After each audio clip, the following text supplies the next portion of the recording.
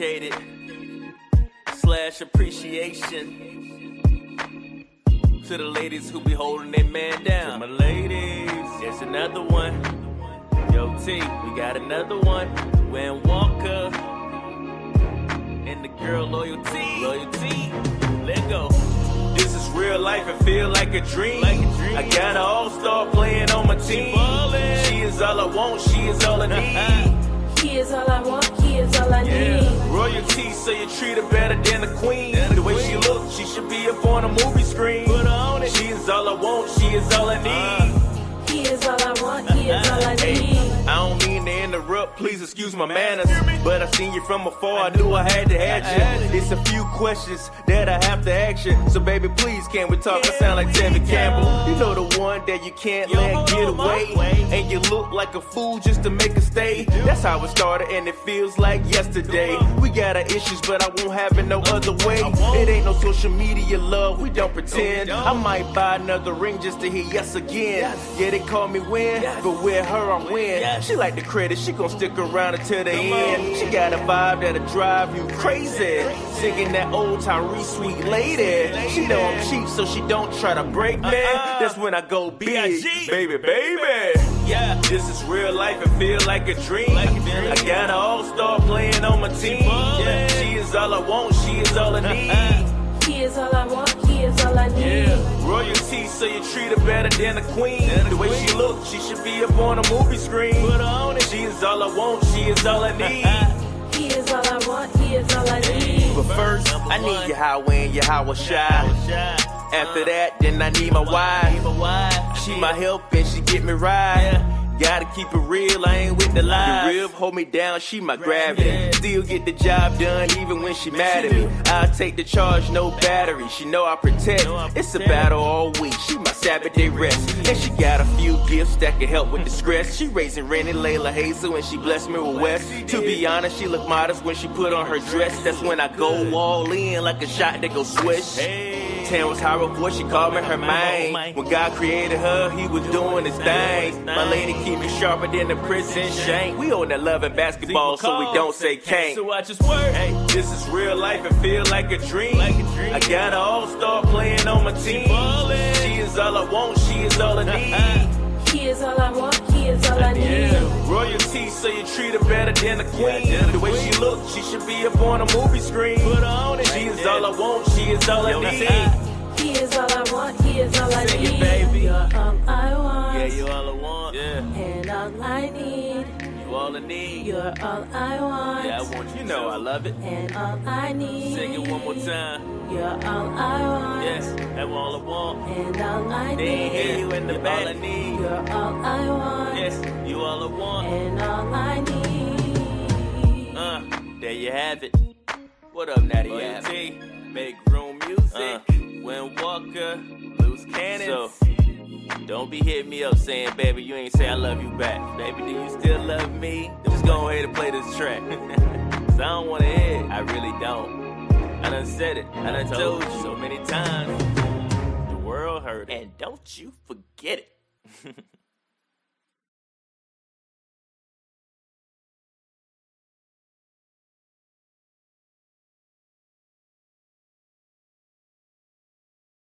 Delicious. Hear me, my blood on.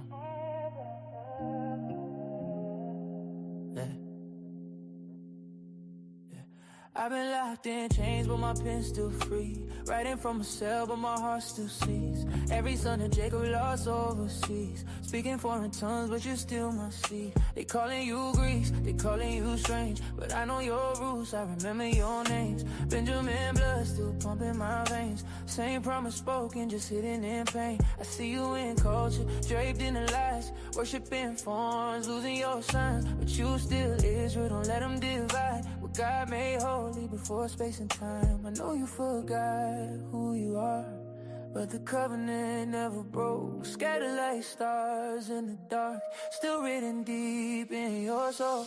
I'm writing letters to the family, lost tribes scattered through the land. Neither Jew nor Greek in vanity. Same blood, same promise, same plan. I'm calling you home, remember me. Children of Jacob understand. I'm talking to Israel only. Still held inside your hand.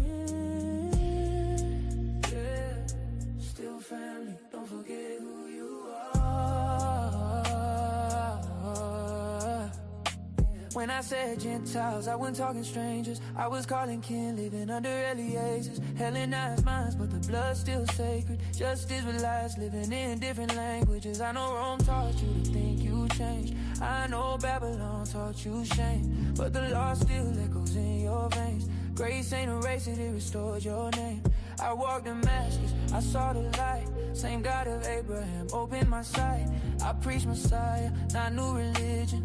Just fulfillment of ancient tradition. I'm not breaking what was written, I'm revealing what was missing. Same tree, different branches, still chosen, still his.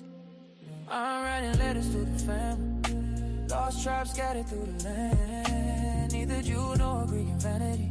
Same blood, same promise, same plan. I'm calling you home, remember me. Children of Jacob understand. I'm talking to Israel only. Still held inside your hand. Still family, don't forget who you are. You've been called everything but who you are.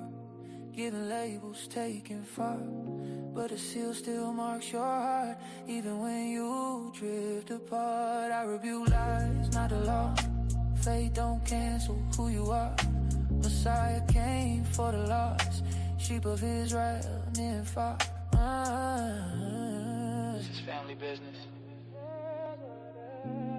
not replacement. Restoration. I'm writing letters to the family. From prison's pain and prophecy. Same promise spoken faithfully. From Sinai to Calvary. I'm calling you home, remember me.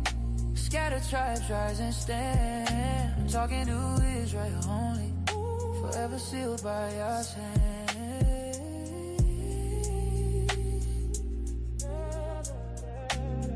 Grace and peace to the 12 tribes scattered abroad. From your brother, Paul.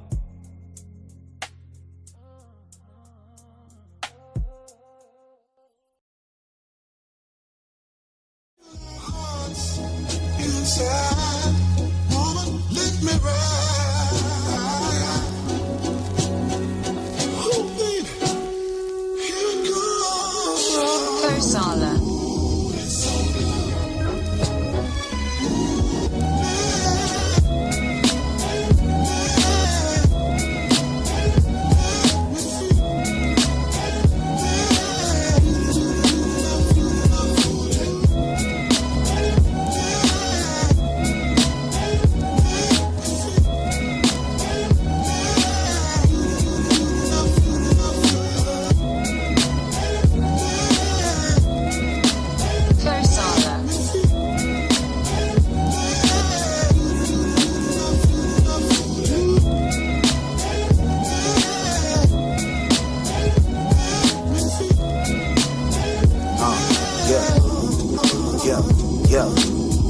I've been looking for feel good and still hood.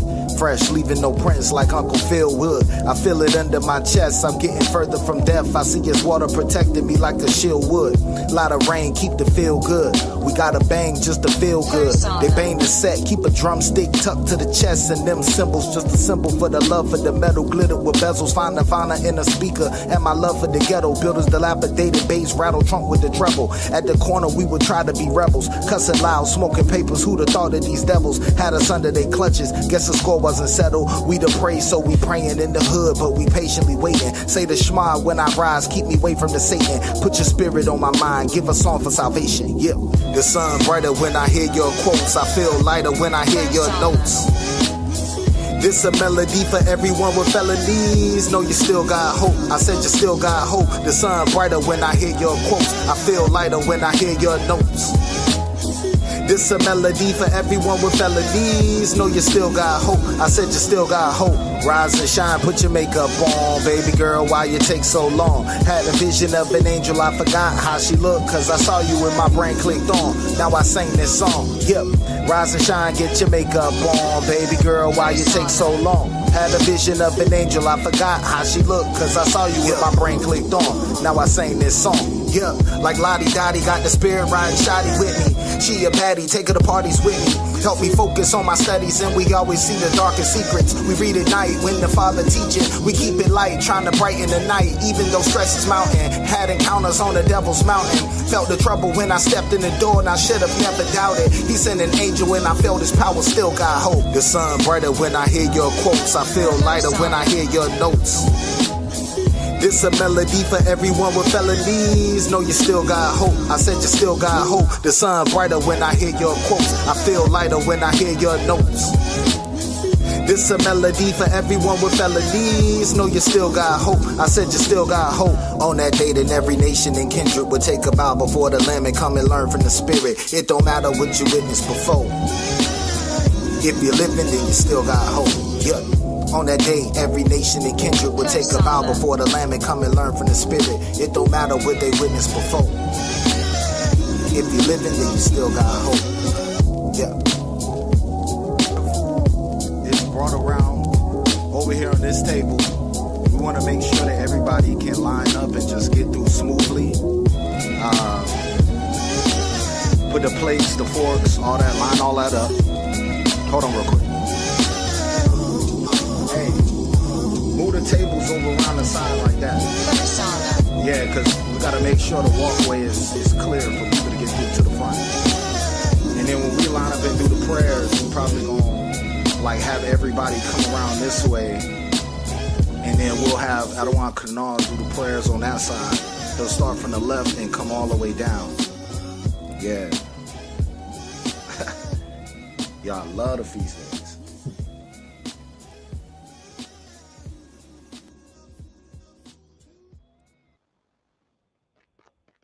Hey, shalom, shalom, Ashar Shabbat, shalom, everybody. I hope y'all can hear me. Hope you can hear me. We are back with another Sabbath morning brew. I am Captain Knock. Got a special guest this Sabbath morning brew, and I'm going to let him introduce himself while I get situated here and get everything hooked up the right way. But I want to say Ashar Shabbat, shalom to everybody. Before we get started, going to give all praise, glory, and honor to Yahweh, Bashem Yahweh Shai. Of course, we want to thank everyone for being here this morning. I see about 14 people in the room. I need those 14 people to just be a good brother, a good sister, and hit the like button, right? If this is your first time, hit the like button, hit the share and subscribe button. All right.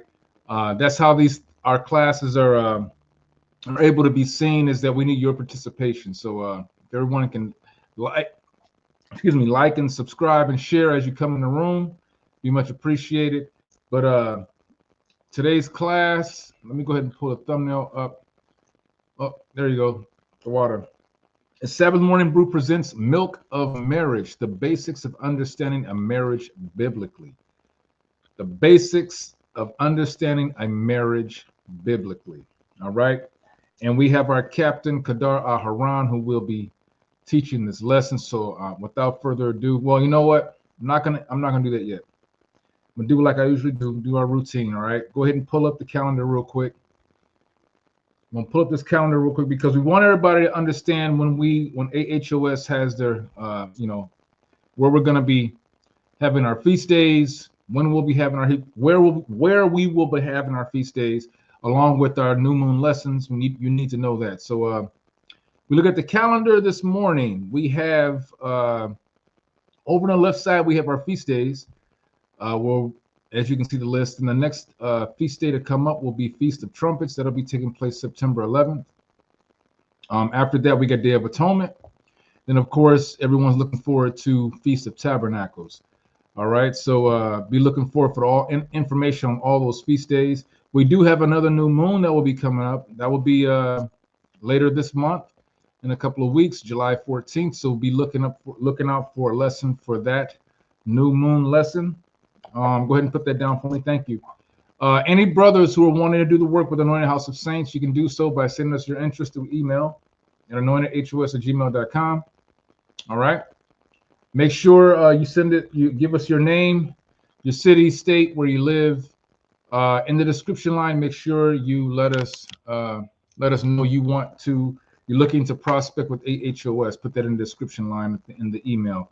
Also, any sisters who are wanting to do the work with the men of AHOS, with the brothers, please send us your interest for our sisters ministry. Same way through email, anointedhos@gmail.com. In the description line, make sure to put sisters ministry. All right. Also, any brother, sister, mother, father, who would like to join the AHOS congregation chat, please let us know. This is something that we have for all of the congregants within AHOS who would not be considered, camp brothers, going out, but they follow us. They come to the feast days. That's what our congregation chat is for. You get a chance to speak with brothers and sisters, pray with brothers and sisters. If you need to get counsel with leadership, speak with leadership. If you have ideas for the AHOS, to help the communities, we do all this stuff in the chat. It's a good time to kind of come together because we are in different states across America. So it kind of makes you feel like you're right at home when you have someone that you can speak with and talk with, laugh with, pray with. So that's what we have our congregation chat for. So anyone who wants to be a part of that, please send us your interest through email. You will be given a questionnaire to go over, but once you go through that, you should be able to then receive access to the congregation chat. All right. So all praises for that. Okay, so let's go ahead. Pull up that thumbnail again. Today's class is Sabbath Morning Brew presents Milk of Marriage, the basics of understanding of a marriage biblically. All right. Again, Captain Kadar is coming with that, but let's get these shout outs going real quick, and then Captain you're gonna bless y'all with this lesson. Give shalom to Shabbat Shalom to Mother Gilchrist. Shalom, Mother Johanna. Shalom to you. Good to see you. Shalom to the mighty Nadayab. Shalom. Shalom to Tribe of Judah. The Shell. Shalom. Shalom. Welcome. Shalom to the mighty DTA. Shalom. Shalom. DTA. Soldier Nadab. Shalom to you, King. Let's see what we got. Shalom to the lovely Carla Taylor. Good to see you, sis. Shalom. Shalom to the mighty brother Kevin Anderson. All right. Shalom to the mighty officer Keziah, Alabama. Shalom. Shalom to the lovely sister Yahaziel. That's House of Keziah. Shalom. And also shalom to World Without End. Anybody else that want to drop something in the chat, want to get a shout out, drop it in the chat. One of us will shout you out. All right. So without further ado, I'm going to go ahead and turn it over to Captain Naharan. Captain Kadar, how you doing, brother? Shalom, everybody. Y'all about to to everybody. Shalom. First and foremost, we want to give all praise and glory to the Most High God in the name of His only begotten Son, who the world and He calls Jesus Christ. We call Him Mashiach Yahawashi. My brother Nadayab, you there? There you go, Khan, all praise. Khan, I'm here, one. Water for that knock, the water for that mighty introduction, King. The brother has the voice of Israel, man. He is literally the voice of Israel, real talk. So the water for that, but yeah, the title speaks for itself. The milk of marriage, very simple, very plain. We'll just get into the basics of marriage, right? I've been working on this lesson now for maybe like 3 years. So, and every day something's being added to it. We learn every day in this truth, in this walk, right? So this is literally a milk lesson, right? No pun intended to Captain Eliel for Milk Mondays. But I thought it'd be good to bring it out on Saturday Morning Brew because this is the Shabbat, right? This is the Most High's High Holy Day. So we should definitely go through a important topic within the Most High's realm of knowledge, right? In this truth, marriage, because it's honorable, right? So, and we need to keep it honorable. We need to keep it holy and sanctified, like the Most High ordained it to be, right? So let's get into these precepts. I always say that I like to do short, quick, impromptu lessons because we'll see how the spirit moves. We'll just see how the spirit moves. But I know brothers and sisters want to get out here. You know, happy 4th of July to all you coons out there.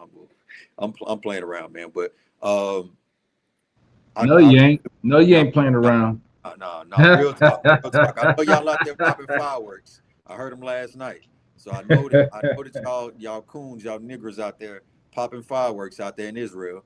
But you know, all praise to the Most High God, man. We know that this is another folly day in Israel, but in all sincerity, I definitely want our brothers to be safe out there today, doing the work of the Lord, because I know brothers out there laboring, going to camp, maybe doing fly missions. Y'all brothers be safe, be diligent out there. But all praise be to the Most High God, man, on this Shabbat. But yeah, I wanted to get into this lesson, and I want to start off first with marriage, right? Now that y'all be still out, straight. God, I'm here, the one. Okay, all praise, all praise. All right, just tapping in, King, just making sure you're good. No, my brother got the family over there. I got the family over here too as well. So if anything ever pops off, I'll just run away real quick, but I'm gonna come right back. I know none of y'all will be able to hold it down for me. But real quick, let's get into this mighty lesson. Everybody, pens, pads, most definitely gonna be needed tonight. This morning. Have your apocrypha, your Bible, you know, of course, some highlighters to highlight some of these precepts. Because again, it's gonna be an impromptu lesson. We're not trying to go too deep into it because again, this is the milk, the sincere milk, right?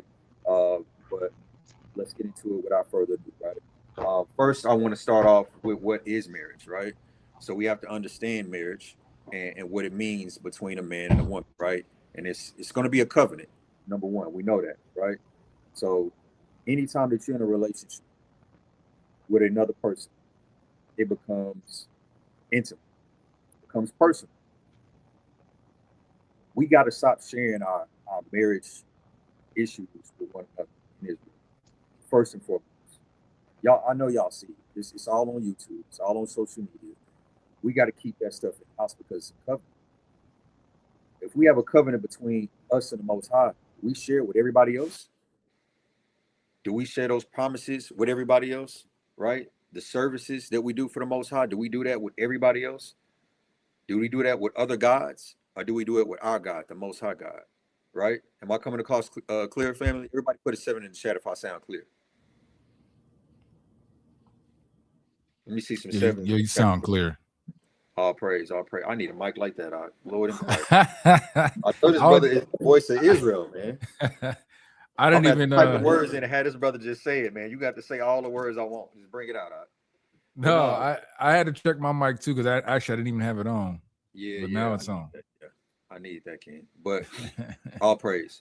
So, with that being said, when you have a covenant with the Most High God, or with any person, right? Because we have a covenant with the Most High God, but you have a covenant with you and another person. It's between you and that person alone. So, like, it's a contract.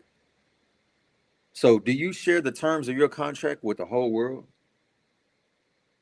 Hell, most people won't even share information about their bank account, routing number. Y'all don't even want to share the last 4 of your social. When somebody calls you and asks you to verify the last 4 of your social, you want to know who you're talking to, right? You're not giving information out. You're just not willingly giving information out to just anybody. So why would you willingly give information out about your relationship or your covenant that you have with the most important person in your life physically, right? We know them. Yahweh is first and foremost. Yahweh Shai being our head and our leader, and then it'll be your husband and then the wife. So there's order to things. So when you start giving information out, when you start spewing or gossiping or backbiting, talebearing about your relationship with your spouse, you are in disorder. You are showing no decorum. That's dysfunctional. That's toxicity, right? So let's get into it, man, real quick and talk about what a marriage is. Let's grab first Genesis 4:1. I want to start there. Let's get to the basics. Let's get Genesis 4:1, Baba Cashapp. And we'll hop around to some other precepts as well. Con, this is the book of Genesis, chapter 4 and verse 1. And Adam knew Eve, his wife, and she conceived and bare Cain and said, I have gotten a man from the Lord. Right. I have gotten a man from the Lord. Keep going. And she again bare his brother Abel. And Abel was a keeper of sheep, but Cain was a tiller of the ground. Now, notice here in verse 2, it does not have to tell you. I mean, at that point, it does not go into Adam and Eve laying together again. But in the first verse, it points out that woman is his wife. Because of what? Sex. Very simple. Now, let's go to let's get what other Genesis 24 and 67. Let's get that account with Isaac and Rebekah. It's the book of Genesis 24. The last verse. It's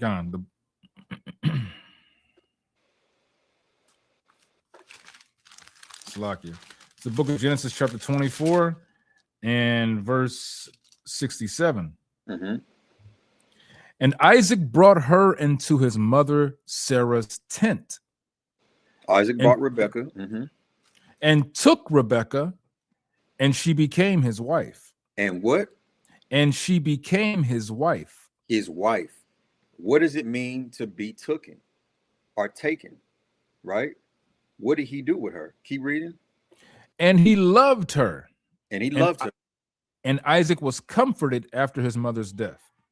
Now, if you can pull up for me what it means to be took for me, Baba Cashapp, my brother Nadia, if you can bring that up for me, Baba Cashapp. That's Genesis 25 and 67. I'm going a little off course here, but I want you to bring that word up. And while he's bringing that up, we'll go to Exodus. We'll go to the basics, right? Again, this is the milk. So we'll go to Exodus chapter 22, and let's start at verse 16. This is the book of Exodus 17. Let's hold it real quick. If you can, you got it pulled up. If you can pull it up for me, Nadia, that word took in the Hebrew for Genesis, real quick. 24 and 67.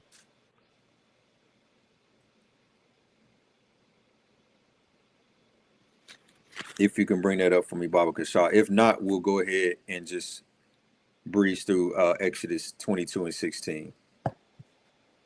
What are you asking for him to pull up? Genesis 24 and 67, the last verse. I want to pull up that word took. Oh. Yeah, okay. I want to pull up that word took. But let's go ahead and move on with Exodus 22 and 16. Oh, he's got it pulled up. He's pulling it up now, Baba Kashaw. The water. Now read that for me, not Baba Kashaw, if you can. All right, 1 second. This is the book. This is the Strong's H7922. Sakal. I guess that's how it's pronounced. Mm-hmm. Yeah, bring it back up. I'll bring it back up. Scroll down. Yeah, leave it up there. We want to get the meaning of it. Yeah, scroll back up real quick. Okay. Yep. Go down. Or Yep. Keep going. Just a little bit more. There we go. Con. All right. So the outline of biblical usage is to take, get, fetch, lay hold of, seize, receive, acquire, buy, bring, marry, take a wife, snatch, take away. Right. And then that word take is the key word there. And it's saying take a wife, right? Also take a, you see there, take to or for a person, procure, get, take possession of, right? That's good. Let's remember that understanding, right? Take a possession, right? Take a possession. When you take something belongs to you. Now, all praise to the Most High, the soldier Antonio in the building. Shalom, Shabbat, Shalom. Khan. Shabbat, Shalom. All praise, King. The water for hopping on, King. Khan. How you feeling this morning, King? Khan. Wonderful. All praise. Yeah, all praise to the Most High.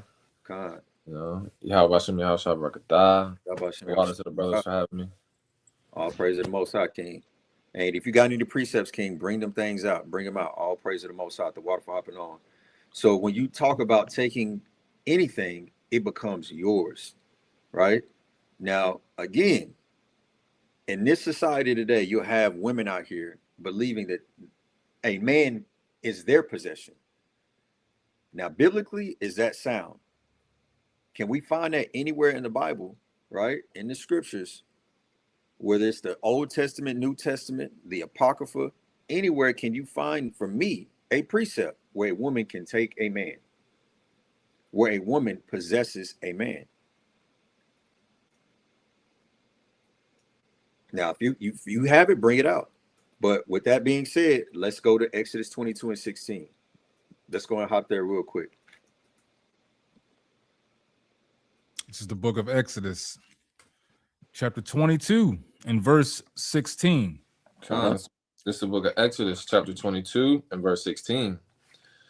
And if a man entice a maid that is not betrothed and lie with her, he shall surely endow her to be his wife. He shall surely what? He shall surely endow her to be his wife. Now, again, I want to emphasize that this is the milk of marriage. Understand what a marriage is. Now, because this man has lied with this woman, if he lies with her, meaning to lay with her and have and take her or have sex with her, right? If he does that, is that woman now his wife? That's a question to Israel. Is that woman now his wife? And y'all throw it in the chat for me, Baba Cashapp. If he lays with that woman that is not betrothed and she does not belong to another man, is that woman now his wife? That's a question to Israel. Y'all can throw it in the chat. Khan, la'ah, yes, no, maybe so. Throw it in the chat for me right now. I want to see what brothers and sisters' understanding is of this verse.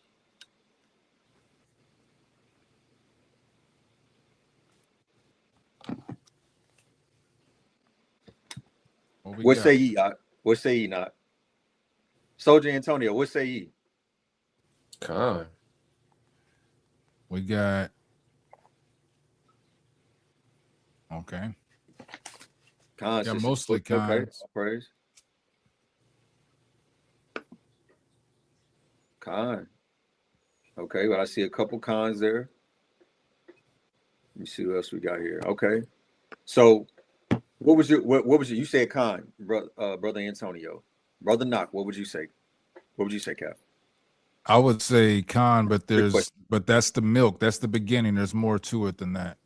Con. Okay, con. So there are nuances to this, right?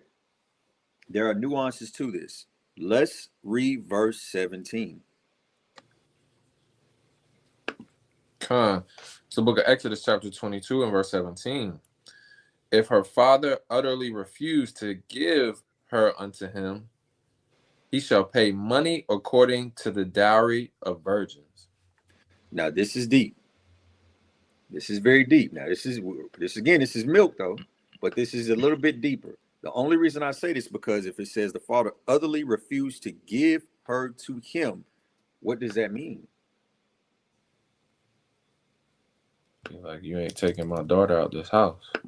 But again, but he took this. This is his possession now. So what does that mean though? Now, again, this is milk. We will not go deep into it, but I just want to show you all that there are layers to marriage. So if I just lay with a woman, is that woman now my wife? Because I mean, we deal with this a lot in Israel. Men just taking women as their wives, laying with them, but not actually having a covenant. Not actually having any documentation, not even expressing this woman as his wife to Israel, to the world, because that's what a ceremony is usually for, right? To announce your covenant or your marriage with another woman. But in Israel, a lot of times you don't have that. You just take a woman and then you be like, oh, this is my real. Where did sister come from? You see what I'm saying? Like, what happened to the last one you had? right? I mean, just like, you know what I'm saying? And you and men just take women as their wives, but it's not, there's no commitment there. Right. Because a covenant is there is an agreement. And anytime there's agreement, there's commitment. And where there's commitment, there's a covenant there. There's some type of understanding. So there has to be an understanding between a man and a woman. There has to be. Why? Let's go to one more precept real quick. Let's go to John 4:18. Now, again, this is milk. These things are a little bit like anytime we go to Yahushua, it's going to be deep. It's always deep. But one thing that we should do, we should always remember to try our best to live by the red letters in this book. Because Yahushua said, I come in the volume of the book. Mm-hmm. So anytime you read in red letters, you can always find something in the Tanakh. You can find something in the Torah. You can find something in the Apocrypha speaking about Yahushua. But go ahead and bring that out for me, John 4:18. Con, that's the book of John, chapter 4 and verse 18. Mm-hmm. For thou hast had 5 husbands. Salakia. Go up for me, Baba Cashapp. John 4, start at verse, I can get there real quick. Give me 1 second, Israel. 16. John 4, start at 16. Start at verse 15. Start at verse 15. 15. Come. Yeah. This is the book of John, chapter 4 and verse 15. The woman saith unto him, Sir, give me this water, that I thirst not, neither come hither to draw. Right. So the context is going to be verse 9. And for time's sake, this is the Samaritan woman, right? That Yahushua is speaking to, right? Start at verse 16. Let's go. Verse 16. Yahushua saith unto her, Go call thy husband and come hither. Mm-hmm. Go call thy husband. Keep reading. Verse 17. The woman answered and said, I have no husband. She said, I have no husband. So Christ don't know no better? Let's keep going. Yahushua said unto her, Thou hast well said, I have no husband. That woman said that. You good? Not. Yeah, I'm good. Okay, I thought you were signaling me. No. It's lucky. You're like, brother, you got 5 minutes now. Come on, speed it up. You got 5 minutes, brother. All right, go ahead. Keep reading up. Come. For thou verse hast 17. Read verse 17 again, Baba Kashaw Salat. Come. Verse 17. The woman answered and said, I have no husband. Mm-hmm. Yahushua said unto her, Thou hast well said, I have no husband. Why did he say that though? Keep reading. Verse 18. For thou hast had 5 husbands. How can that be possible? Let's keep going. And he whom thou now hast in Salaki, and he whom thou now hast is not thy husband. And that saidest thou truly. So he ain't lying. So how can this be possible? How can this woman have 5 husbands and then have a man now and that not be her husband? So is sex alone marriage? It's Christ's words, not mine. He's saying the one that you have now, the man that you're in the house with now, ain't even your husband.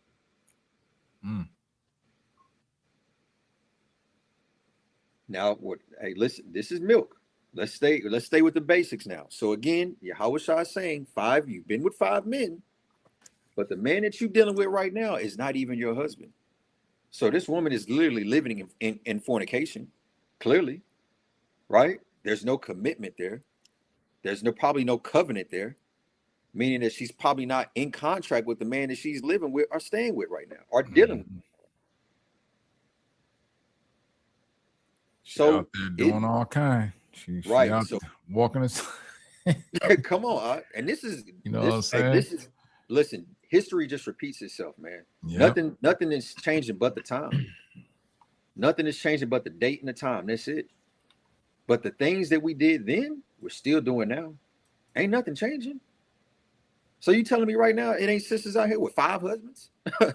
It ain't brothers out here with 5 wives and ain't dealing with none of them righteously.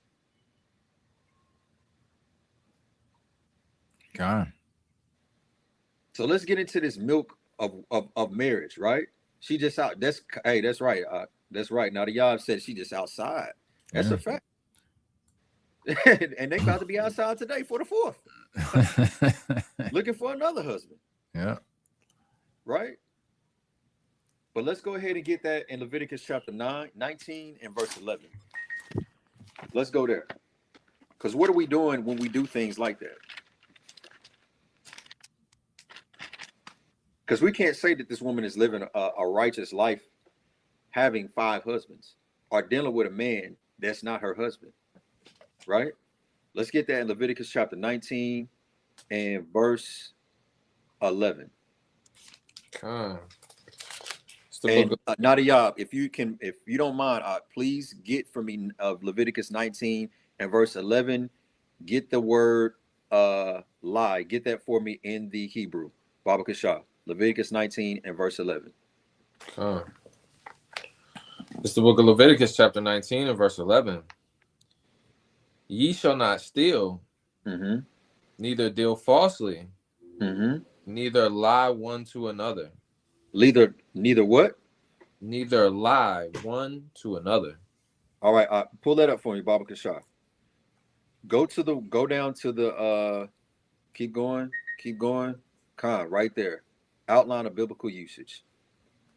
What does it say right there for me, Brother Knock? Read that for me, Baba Kashaw. This is to do. Go to the Hebrew word. Go to the Hebrew word. Go. Yeah, can you scroll up just for me? Just This is the Hebrew. This is the Hebrew word. Was it strong? I don't see the number. Go up a little bit more, Nadia.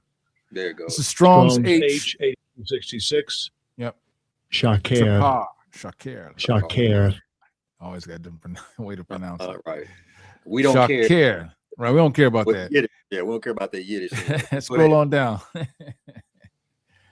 All right. So it says the KJV translates the Strong's 8266 in the following manner. They use lie 3 times, deal falsely 2 times, fail 1 time. I can't hear that one. You can't hear me? I can hear you clear. Okay. The outline of biblical usage is to do or deal falsely, be false, trick, cheat. To deal falsely. Now, to deal falsely is to what, right? To lie. Neither lie one to another. To deal falsely, to trick, to cheat. Now, what do we say in our community, right? He cheated on me. Right. She cheated on me. We don't say they committed adultery. We don't say that they were fornicating. We say cheat.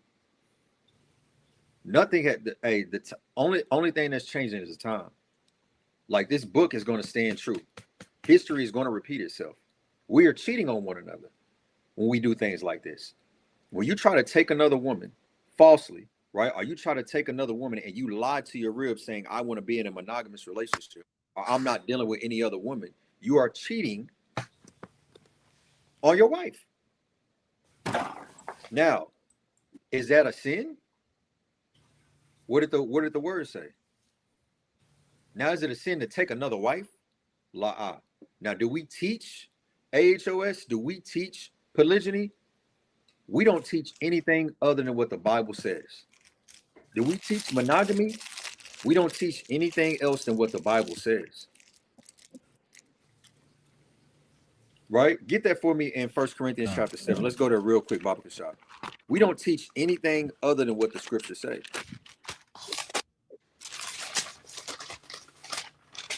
Get verse, let's start from the top and let's read down. I ain't even on point right now, but this is the spirit how it's moving, right? Because again, do I say that you should go and get another wife? That's not up to me, right? That's the covenant between you and your wife. When anybody else tries to add some input into your relationship, your marriage, what does your covenant say? What does your contract say? What is your agreement? What is agreement between you and your wife? When y'all try to go and get counsel, what did your husband tell you in the beginning? What did you tell, brother? What did you tell your wife in the beginning? Before y'all laid together, not after y'all laid together, before y'all laid together, right? Get that in 1 Corinthians chapter 7. Let's read that real smooth. Come. It's the book of 1 Corinthians, chapter 7 at the top. Now concerning the things whereof ye wrote unto me, it is good for a man not to touch a woman. So does that mean you shouldn't have a wife? Now, these are Paul's sentiments. Is this the law? Nah. Let's keep going. Verse 2. Nevertheless, to avoid fornication, let every man have his own wife, and let every woman have her own husband. Keep going. Let the husband render unto the wife due benevolence, and likewise also the wife unto the husband. Now, this is one of the top scriptures in Israel. If you want to avoid being in a polygamous relationship, just go here. This is what y'all gonna read. This is what they're gonna bring up. You're supposed to have your own wife, and she's supposed to have her own husband, meaning that it's supposed to be a monogamous relationship. But people don't read the entire chapter.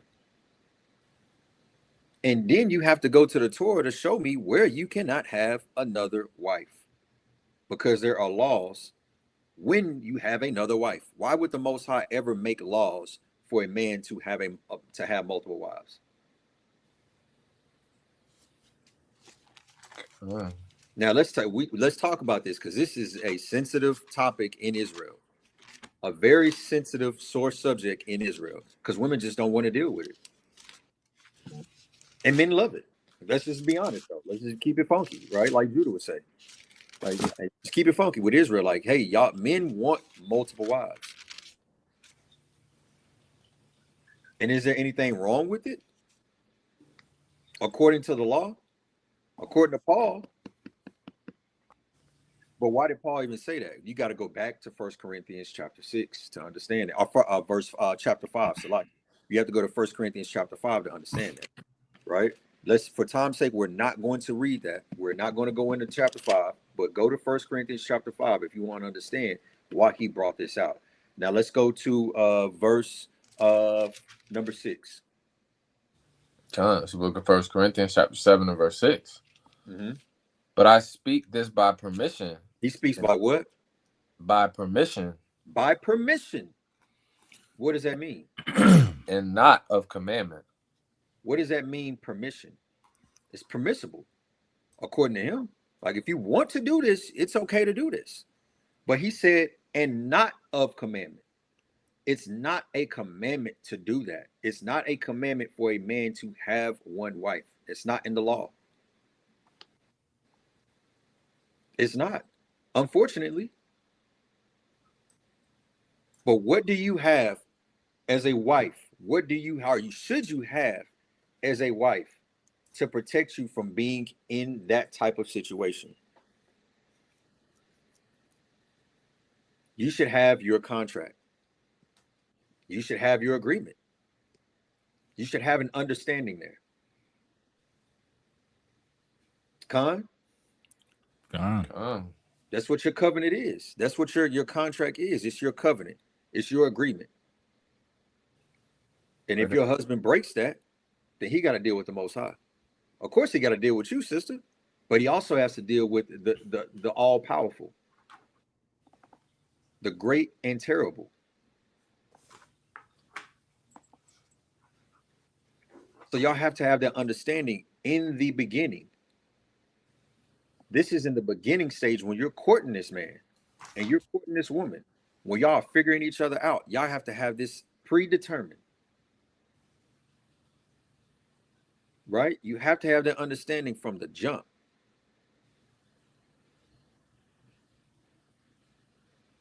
Right? Give me Sirach chapter 36 and verse 24. Since we're talking about the beginning, let's get to the beginning. What should you be doing in the beginning?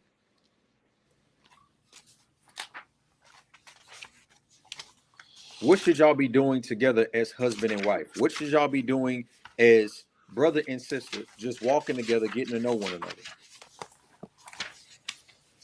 another? Bring that out, King. This is the book of Sirach, Ecclesiasticus 36 and verse 24. He that getteth a wife beginneth a possession. He that what? He that getteth a wife beginneth a possession. He beginneth a possession, right? That's the starting stage, right? This you're getting to know your better half, right? You're cultivating your wife, right? Keep going. A help like unto himself. A what?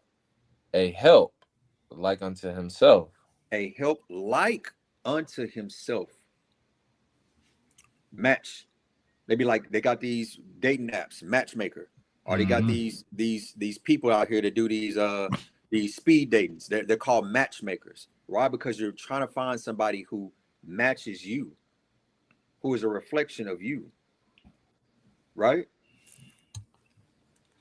So who are we looking to, or who are we going to when we go out there on the dating scene? Are we looking for somebody that's like us, that's like-minded? Are you courting somebody who compliments you? Keep going. And a pillar of rest. A pillar of rest, right? Let's hold that. Let's go to Genesis 2:18, Baba Cashapp. Genesis 2:18, and then hold that. We're gonna come back there. All right. Get that for a matter of fact, not grab it for me. Genesis 2:18, Baba Cashapp, if you can. Come. And if you need to head out, you can. If you want to hop off, you can hop off at any time, King. Call it one more time. Genesis 2:18. God, it's the book of Genesis. Stay there at Iraq for me, Baba Cashapp. It's the book of Genesis, chapter 2, and verse 18. Is it me or I can't hear the other one? Hold on. Yeah, it's you. I can hear it clearly. Mic check. Can you hear me, Antonio? Now? You still can't hear me? Okay. But you can hear me, Kadar, right? I can hear you clearly. Okay. I can hear him. As a matter of fact, make sure everybody else can hear me. Y'all put a 7 in the chat if I can be heard. Real quick. Everybody put a 7 in the chat, Baba Cashapp. Real quick.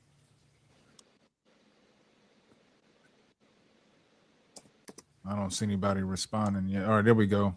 Sister Chosen says she can hear me. Yeah, Antonio probably gonna have to hop off and hop back in. Con, that's what I'm about to do. Okay, Con, all praise. Okay.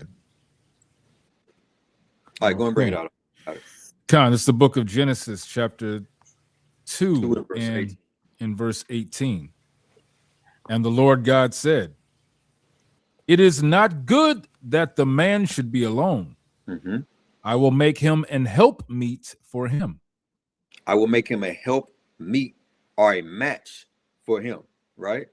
I will make him, I will give him somebody, matter of fact, because let's not pull up the Hebrew real quick for time's sake, but that just means somebody that is correspondent to him, right? If you go into that Hebrew word, it's going into correspondence or an agreeing to or an agreement to, right? Matter of fact, let's go back to Sirach. Soji Antonio, go and bring the brother back up. Let me see. Salakia. Yeah, who else do we have on that just popped up? Yeah, I'm trying to figure out who that is too. Looks like Soji Antonio on that twice. Yeah, yeah, he is. Okay. Yeah. He good. He good. I just removed him. All right, Con. So can you hear the brother now, Antonio? All praise to the Most High. We good? All right, all praises. Okay. Hey, you got to hear that voice, brother. You got to hear that voice of Israel, man. All right. All right, let's go ahead and get that 36 and 24, Baba Cashapp. Go back to 24. This is the book of Sirach, chapter 36 and verse 24. He that getteth a wife beginneth a possession, a help like unto himself. A help like unto himself. And a pillar of rest. And a pillar of rest. A help like unto himself, again, in agreement to correspondence. Somebody that is like him, right? Y'all got to be on one accord. Y'all no longer twain, but one flesh, right? Just it's a cut on the Trinity too. Like if the Father and the Son and the Holy Spirit or Holy Ghost come into a room, how many people came into the room? Like they agree, they agree in one. Yes, they are one Right. in accordance and correspondence to, but they are not the same person. Me and my wife are not the same person, but we are in agreement. We are one in unison. We move as a unit, a family unit, right? That's why your family takes on the last name, or the wife takes on the last name of the husband, and not the wife giving the husband her last name. Where they do that at? In this crazy place, people doing that. Yep. Right? But you take on the name of your husband, right? Let's go to Sirach chapter 25. Start from the top of that, Baba Cashapp. A few chapters before. This is the book of Sirach, chapter 25 at the top. Uh-huh. In 3 things I was beautified and stood up beautiful both before Yahweh and men. Mm-hmm. The unity of brethren, the love of neighbors, Mm-hmm. a man and a wife that agree together. A man and a wife. And he didn't say a woman, right? It said a wife that agree together. It's important for a man and a woman to be in agreement. It is important for a man and a woman to be on one accord. A man and a wife, Salakia. Let me say that. A man and his wife to be on one accord. Right. Now, again, how can you be in accordance? How can you be in agreement with your wife? It starts in the beginning. That's what we brought out Sirach 36 and 24. It starts in the beginning stage. It's important to understand this when you're courting a person. Don't move in haste. Figure each other out first. Understand what she loves and what you like, and understand if she loves what you like. I love the saying, if you like it, I love it. Like if we can be in agreement with one another, then there should be no reason for us ever to be apart, to sever. With the Most High put together, let no man put asunder. How can we ever be apart if we're always on the same page? This is the milk. This is just the beginning. This is where it starts. It gets deeper. But let's just start with the milk. Let's just start with the basics. Like, be in agreement with this person before you even lay down with this person. And understand, when you lay down with this person, does this person agree that to be your wife? Does this person understand that she is now becoming a part of your house? That she's becoming a part of you? Is she committed to you? Are y'all exclusive? That's that proving. Right. Are y'all exclusive? But you lay down with a man and not even knowing that he got a whole nother wife and a whole nother family. You lay down with a woman and you're not even saying that she's separated for the husband that she got right now. That's why I even brought out that John 4:18. Because a lot of times sisters are being tricked into relationships. Let's just keep it funky. Shout out to Captain Judah. Let's just keep it funky, because it's some funky stuff going on in Israel. Right. Like, are we really being honest with our people? Are we really being honest to our sisters? Are we really being honest to our brothers? And I'm speaking mainly to the men, sorely to the men, because of the fact that we are the heads, we are the shepherds, we are the fathers, we are the leaders, we are the providers, we are the protectors, right? We are the watchmen, right? Get that James 3:1, Baba Cashapp. Real quick. I'm still not even on track. That's just how the spirit be moving. But let's get James 3:1 real quick, Baba Cashapp. And I'll promise I'll get on track. Because we're gonna end this thing probably in the next 30 minutes or so. I ain't gonna hold you. I can't stay on here long. Israel got a short attention span anyway, so it's good to give them like a good hour and 30 minutes max. Go ahead. Yep, that's about right. It's the book of James, chapter 3, starting at the top. Uh-huh. My brethren, Be not many masters, knowing that we shall receive the greater condemnation. That's us, man. Be not many masters. Are we not masters over our house? Are we not masters over our children, over our congregation, over our wives? Be not a master of many, because you're going to get the greater condemnation.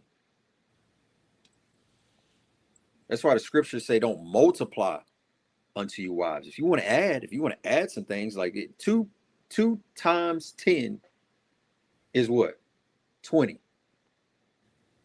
But 2 plus 10, just adding, is just 12. So you don't multiply. You don't go over the top with what you have. Don't do too much. Don't bite off more than you could chew, because you're going to get the greater condemnation. Don't put yourself in more debt. Let's just put it that way. That condemnation is debt.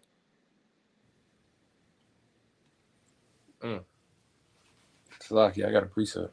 Go and bring it out, King. This is Sirach 23 and verse 18. A man that breaketh wedlock, saying thus in his heart, who seeth me? I am compassed about with darkness. The walls cover me, and nobody seeth me. What need I to fear? The Most High will not remember my sins. Such a man only feareth the eyes of men, and knoweth not that the eyes of Yahweh are 10,000 times brighter than the sun, beholding all the ways of men and considering the most secret parts. So just going into the space that you in, everybody think they can beat the camera, they can beat their old lady's eyes, they can beat the police, you can trick all these things, but with the responsibility of who you are in the household, you answer to Christ, who answers to the Most High. So going back into that condemnation, when you're in the secret movement, when you're on them sneaky links, you don't think nobody gonna catch you, because you come home, everything all smooth, everything is this, that, and the third. But the Most High still sees that, and we know that the beginning of wisdom is to fear the Most High. So, right, moments, you ain't fearing the Most High, you ain't fearing that condemnation. You talking about don't add to that debt. That's just a reminder to myself too. That's somebody precept, King. Give me Sirach chapter 40, verse 25. Bible Cashapp. 40 and 45? 23. Get 23, Salakia. 40 and 23? Yeah. Yeah, 23. Get 23. This is the book of Sirach, chapter 40 and verse 23. A friend and a companion never meet amiss. That amiss is going into like inappropriate, right? Inappropriately. Like it's that wasn't by chance, like a miss. What does a miss mean? Bring that up for me, Bible Cashapp. If you can bring that word amiss up for me. Just the actual definition of amiss. A-M-I-S-S. Bring it up for me, Bible Cashapp. Right? Keep going. But above both is a wife with her husband. Above both is a wife with her husband. Meaning that these encounters, right? These encounters shouldn't be I'm not gonna say by chance, but it shouldn't be the water. Go and read that for me real quick. Read that word amiss for me, Baba Cashapp. Amiss functions as an adjective or an adverb to describe something that is out of order, improper, or not as it should be. So when you meet with your partner, it shouldn't be amiss. When you meet with your spouse or you're meeting to court with a person, it shouldn't be amiss, right? It shouldn't be out of order, right? It shouldn't be inappropriate, right? What you're doing in that, you have full intent on being with this person and taking this person as a possession. Like, it's just like going to the car lot. Are you going to go and pick the car that has 100,000 miles on there and it got 3 wheels on it, right? No spare tire. Are you going for that vehicle to take that vehicle as your possession? Or are you going to continue to look in the lot and see what else you can find? Lucky, I don't know if I'm bugged out or is the connection with knock left, but I can't hear anything. You can't hear me at all? Okay, so put a 7 in the chat if y'all can hear me, Baba Cashapp. Throw a 7 in the chat real quick if y'all can hear me.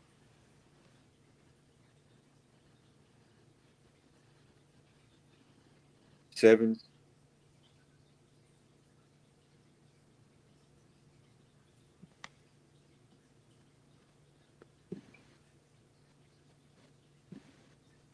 We're good. Okay, all praise. So it might be you again. You might just have to. Can you hear me, Antonio? No, live. Yeah, okay. I was gonna say he might have to log out and come back in. All good. Yeah. All praise. But yeah, so you shouldn't be meeting with your partner amiss, right? Y'all got to be in unison from the jump. Like, where did y'all meet at? that should be the number one thing. Where did y'all actually meet? Where did you find your spouse? We got at the church, right? We got a feast day, right? Are y'all online? And 9 times out of 10, you meet somebody online, you looking at what? Her beauty. The first thing you're gonna see. That's literally the first thing you're gonna see. Let's go, let's keep going in this, man. Let's go to Proverbs chapter 19 and verse 11. Baba Cashapp.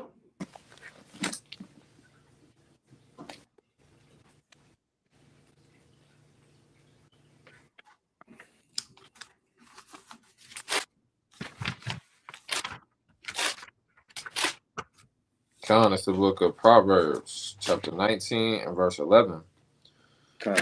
The discretion of a man deferreth his anger, and it is his glory to pass over a transgression. Pull that up in the Strongs for me, Baba Cashapp, my brother Nadia. The water to the brother. All praise to the Most High. Pull that up for me, Baba Cashapp. Read that for me, Soldier Antonio, if you don't mind.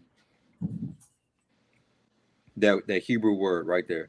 Or play the Hebrew word, Baba Cashapp, and scroll down to the Strong's H 7919. Sachel. Sachel. Now, what does it say? The outlines of biblical uses. What does that say there?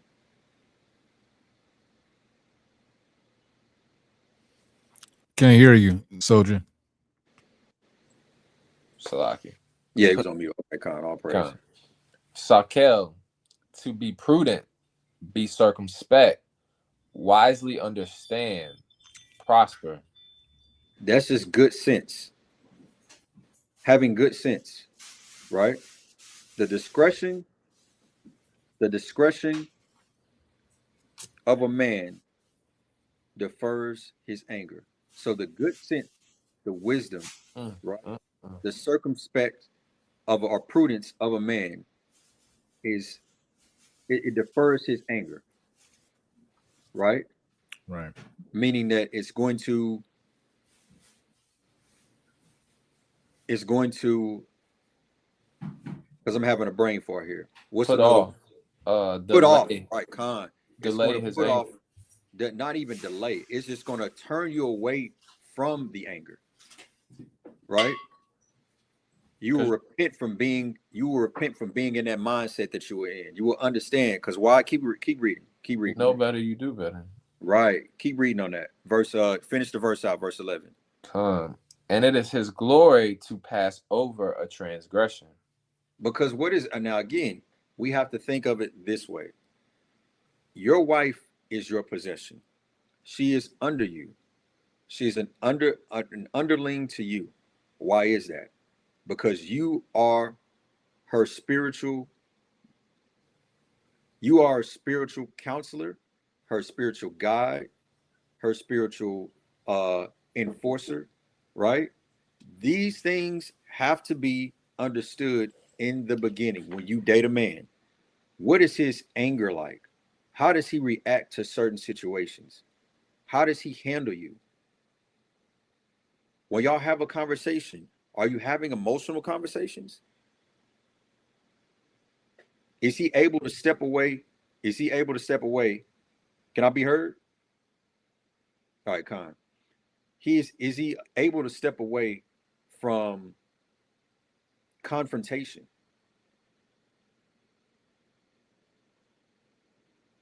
Just, I mean, to be like, look at what's going on in Israel now. Like all these fights that pop off, men hitting women, men abusing children.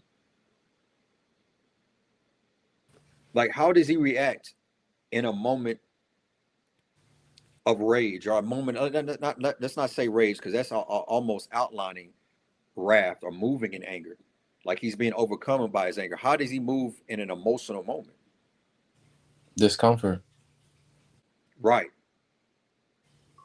And James tell us, consider it all joy when you dive into diverse temptations.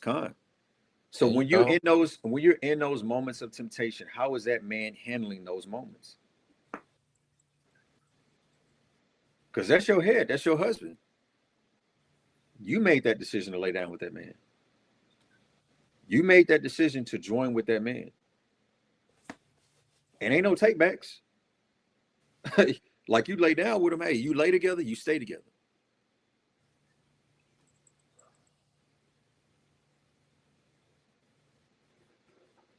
Read that again, King.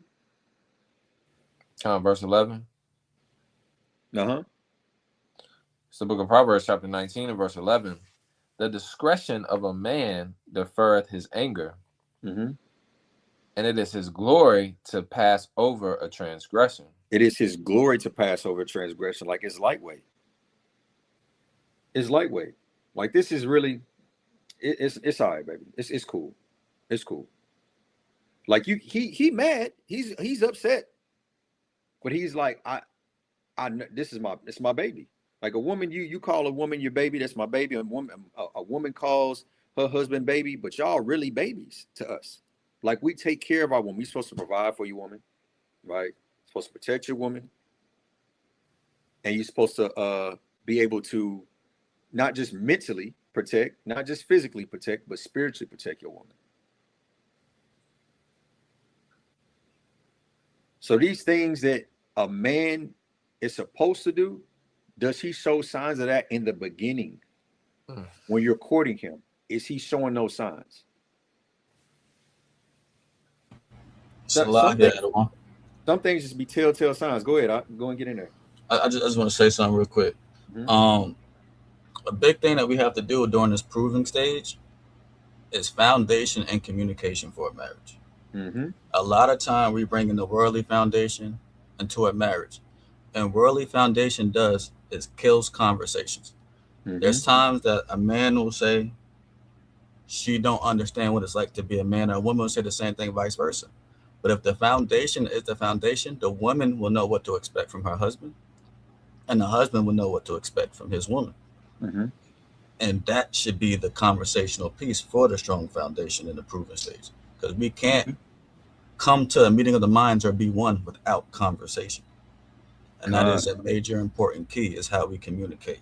So when someone's, whatever party it is in their feelings or in their emotion at this point in time, you can't shut off the whole talking point by saying, well, you're not a woman, so you will not understand. You just killed the conversation and killed the unison. I have things that you don't have. You have things that I don't have. When we come together, it's beautiful. Just like Sirach 25:1 said, it's beautiful to the Most High. That's what we have to work on. It's not about winning. It's about knowing your place in the marriage. That's the milk that I had to add in.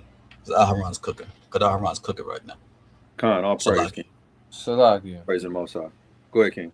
Can I add to that? Because the brother is expounding on a good point, and what it makes me think of is just the ultimate first marriage we have, right? Because Christ has that marriage to us, right, in the church. And so we know that the beginning of wisdom is the fear of the Most High. So walking in that as a man, because that's what First Corinthians 11:3 is talking about, the hierarchy of how that's supposed to go. So when you're married to the first marriage that you're supposed to have, which is adhering and following after Christ and to the Most High, like you're gonna have these principles that dictate your standard in your life from the jump. And so that's kind of setting the tone and the standard of where the marriage and how you're going to act with said partner or wife. And so it's kind of just a trickle down effect from there, even going into this precept that you're bringing out, the discretion of a man deferred his anger. Okay, so I know the Most High's word. I know the way that I'm supposed to be acting. And if I adhere to these type of things, it's not going to have me acting outside of what I'm supposed to be doing. Mm-hmm. And so that likens into the hierarchy of how 1 Corinthians 11 goes, because your movement after we get involved with one another, the woman is adhering to the man. So if the man is adhering to righteousness, that trickle down effect is going to fall in line. Right. Con, man. How you with that? Con, all praise. Hey, the brothers going in, man. The brothers going in. At the water for y'all brothers tapping in and being here to add to this, because just how the spirit is moving, man. Like we as brothers complement one another, right? How we flowing right now. Like everything we saying is correspondent to the milk of marriage. Women have to get on there, gotta jump on the train with us. Because again, like women, I've had conversations with sisters to be like, it's hard being a sister in this truth.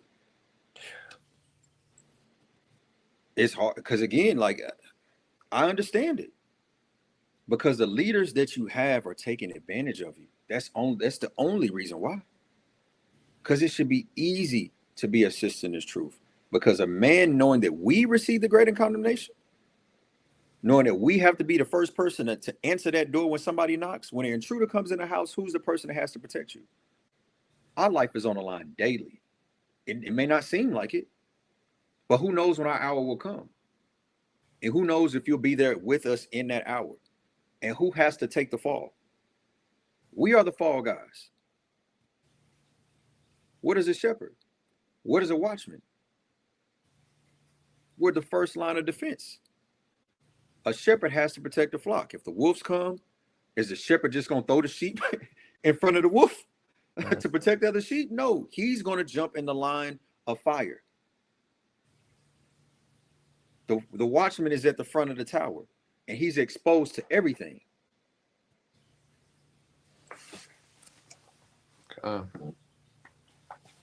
It should be easy, or I'm not going to say easy because it's nothing in this truth is easy, but it should be easier for our sisters to walk in this truth with the right guidance, with the right advice, with the right counsel, with the right leadership, with the right husband. This is why we're going into this milk of marriage. Now, considering that most of the people in Israel probably now have spouses, have a wife, or have wives, or have a husband. I ain't gonna say husbands, because you're going off, sister, if that's the case. But you can still try to work towards something with what you have. We have to work with what we have. We hear that term that you made your bed and you got to lay in it. Well, this is the situation that you're dealing with.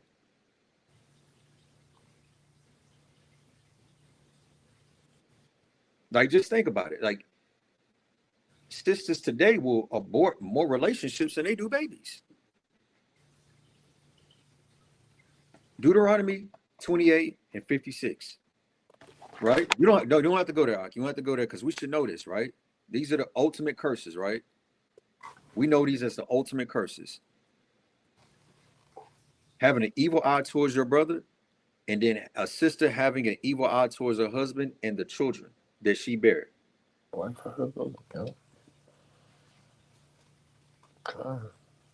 Like, we have so much hatred towards one another in the world, not even just in the truth. The battle of the sexes. Like, we got to be on one accord. We have to be in agreement. That's where it all starts. Right? Give me Proverbs 22 and 15 real quick. I'm off track, but I'm trying to get back on it. I apologize. Salaki. Oh, good. It's the book of Proverbs, chapter 22 and verse 15. Foolishness is bound in the heart of a child. Foolishness is bound where? In the heart of a child. But the rod of correction shall drive it far from him. Now, who's childish in this community today?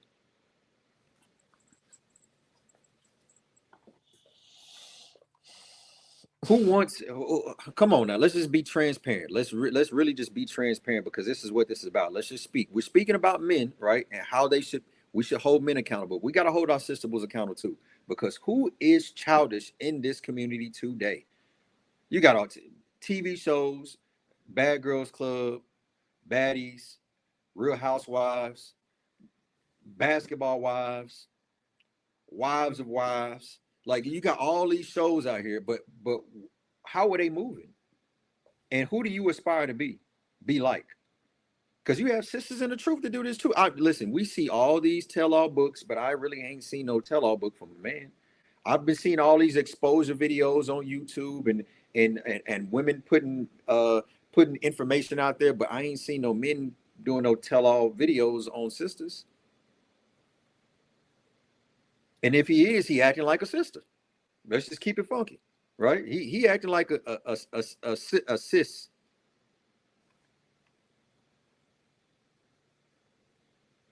What the brother Nadiab say? We have to come to the understanding that we are all responsible, men and women in marriage. The competition and men versus women in our nation must end. Can't have a nation without family first. Khan. This is not a competition. This is not a race that you have to just run to and be hasty in it. Matter of fact, there's so many scriptures I want to get, but I want to go back to this. What is this foolishness that it's talking about? What is the foolishness that it's talking about? Let's get Job 39 and 17.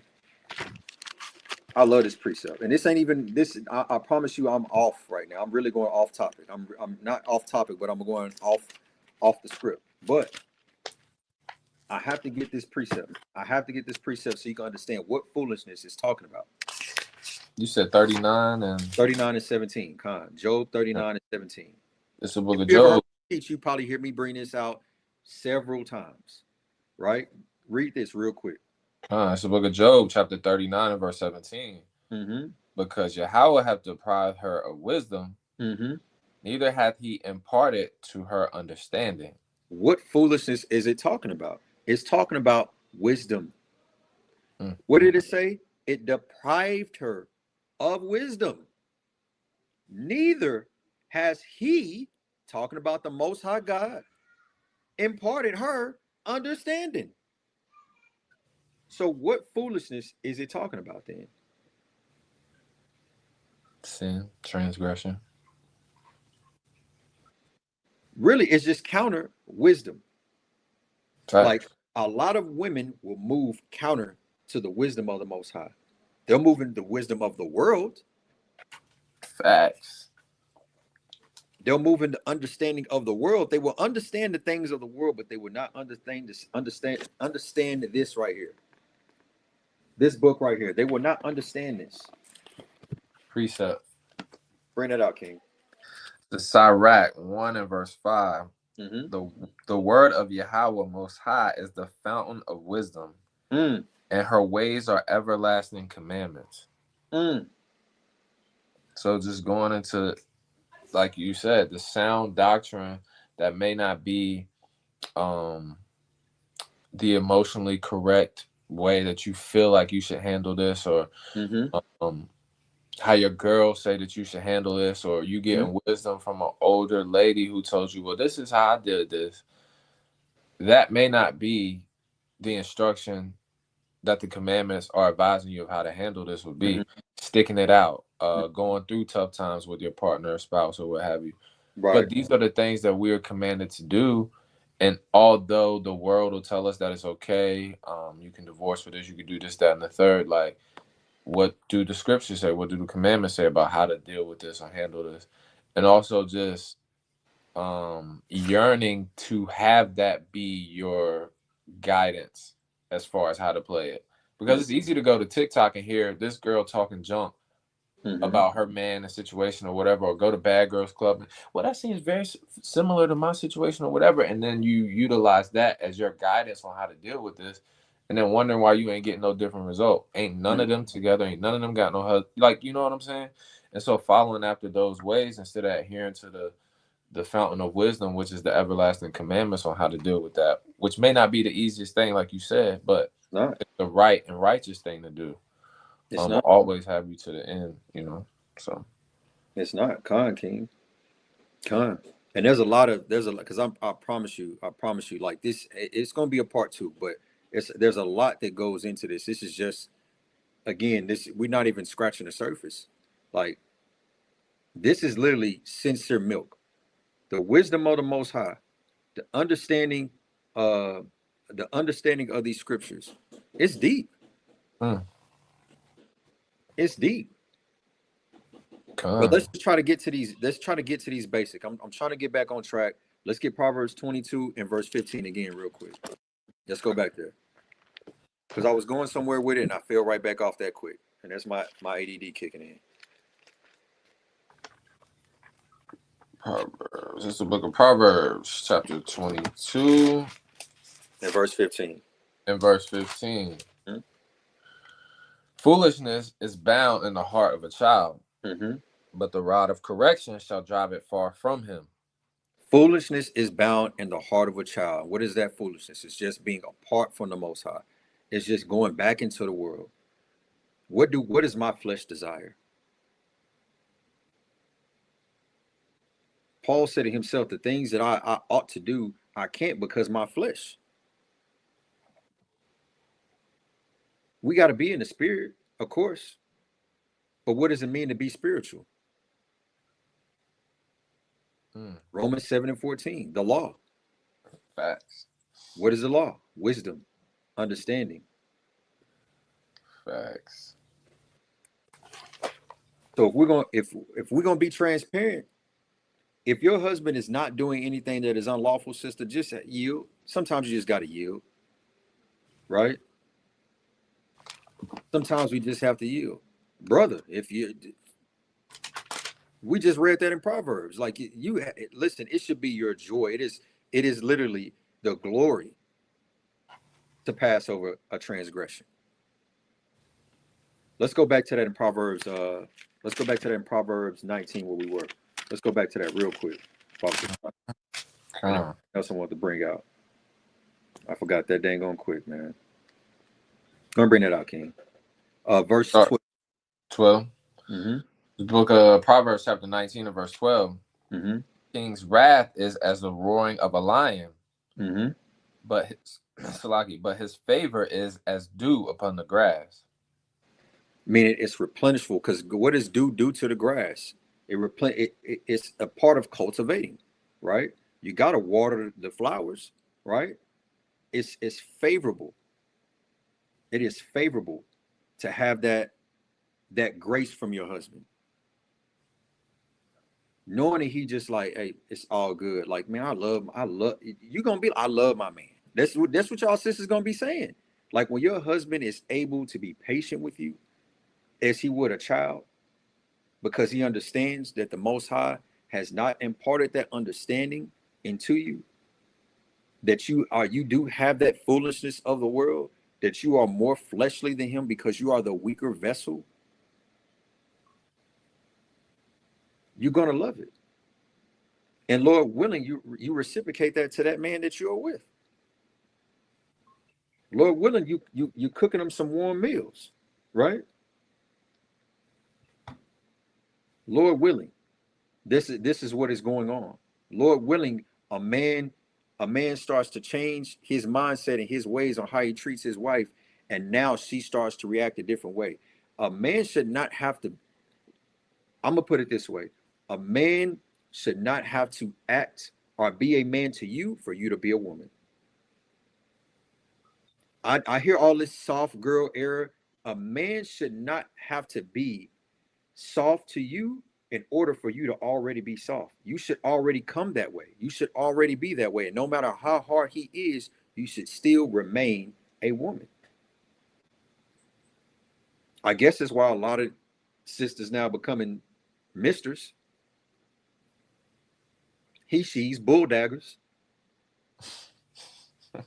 Transgenders are what they, whatever, you know, lesbians, homosexuals, because you can't find a man, or no man is good to you. But sister, like we giving you the milk right now. Here it is. We're laying out the foundation right now. Be who the Most High ordained you to be. And if you find a man of understanding. Not even a husband, just a counselor, a teacher. Before you find a husband, get good advice, a good advisor. That way, when you find somebody, because again, if you can't find somebody like your father, depending on if your father's in your life or not, if you can't find somebody like your father who protects, provided for you, and puts you in a position to live on your own, then you don't need to be with that man. You don't need to. That is counter to what you are and what you had growing up, or what you desired to have when you were growing up. Go ahead, Art. Hey, you said a key word, Adawan. You said the word protect. So I just want to ask all the women in the chat. Mm-hmm. Is it possible for a man to protect his wife if his wife is doing whatever she wants to do? Is it possible for a husband to protect his wife if she's doing whatever she wants to do? Because if it's not possible, then she has to follow his instruction. Mm-hmm. So he knows where she is and how to protect her. Right? So it's either you can't get protection when you want. It's either you want it or you don't. Because if he's going to protect you, you can't, when he's protecting, you can't call it, oh, he's controlling now when he's protecting you. If he knows your desire to do something that's going to put you in danger, and he says la'ah to that, you can't say it's controlling. It's, do you want protection or do you not want protection? Because I personally don't see how it's possible. If I see the wolves over there and say, don't go, do you go run over there with the wolves behind my back, and then you get bit, and then it's on me not being a good husband. So I just went for the exorcist of that question. Man, I'm going way over. I really want to cut this thing down. I want to shut it down, but there's too much that has to be said in this moment. Based on what the brother said, I have two precepts, but we were already on track to go there anyway. So let's go back to Sirach 36 and read 25, right? Read 24 down to 25. And then I'm going to try to hold this so I don't forget it, because my mind is going crazy right now. It's all over the place. So I'm going to say Salakia for that. All good. Bring it out. Bring it out, Adawan. It's the book of Sirach, chapter 36 and verse 24. He that getteth a wife beginneth a possession, a help like unto himself, and a pillar of rest. A pillar of rest, not a pillar of stress. Keep reading. Where no hedge is, there the possession is spoiled. The brother just said, if you're doing whatever you want to do, how can you get protection? The hedge is like, if you think about a castle. If you think about a castle, the hedge is going to be the bushes that go around, right? Or even the walls. Let's just talk about the walls. But a hedge is really more so like the bushes that go around the castle, right? The outer courts, right? The difference between what's in-house and out of the house, right? Keep going. And he that hath no wife will wander up and down mourning.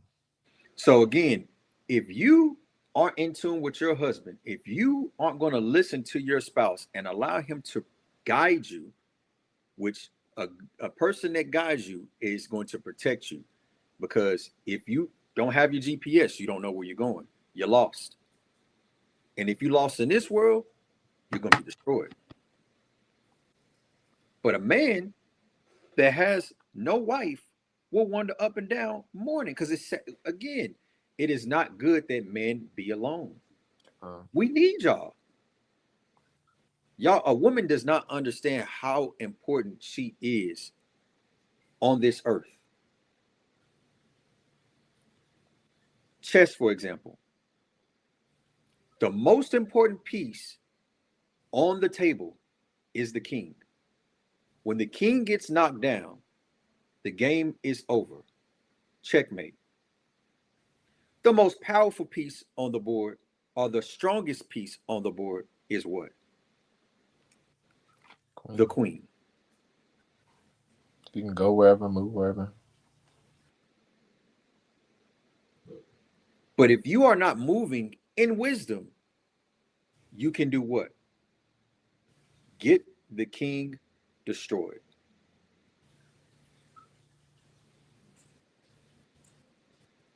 Salakia. Con. Speak to that point, Art. Nah, that's a mighty point, you know. A lot of these platforms, again, going back to the statements we made earlier, like to have that competition. Oh, I'm more of a man of you, I'm this, I'm that. Not understanding that for me, it comes down to the basis of fearing the Most High, because you understand that you have a specific role and you have a specific job that allows the kingdom to continue. Once we start placing ourselves or doing things that are outside of our role, that's where we get caught up in the game and get ourselves out of bounds. There's a reason that 1 Corinthians brings up that hierarchy. Everything starts with the Most High.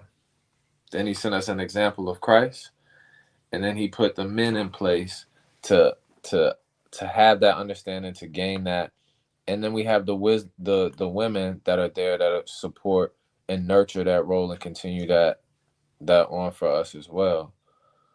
And so going back to the chess piece, the most powerful one is the king, meaning that's going into the hierarchy of how 1 Corinthians has us set up. But to the brother Nadiyab's point, the queen in the game of chess, she can move however she likes to move. Now, if she moves on her own accord all the way across the board out of position, she leaves the back door open for the king to get his marbles took. And now, even though the king is the most powerful piece on that board, without having the queen in place, he's susceptible to being taken over. Precept. Get Matthew 12.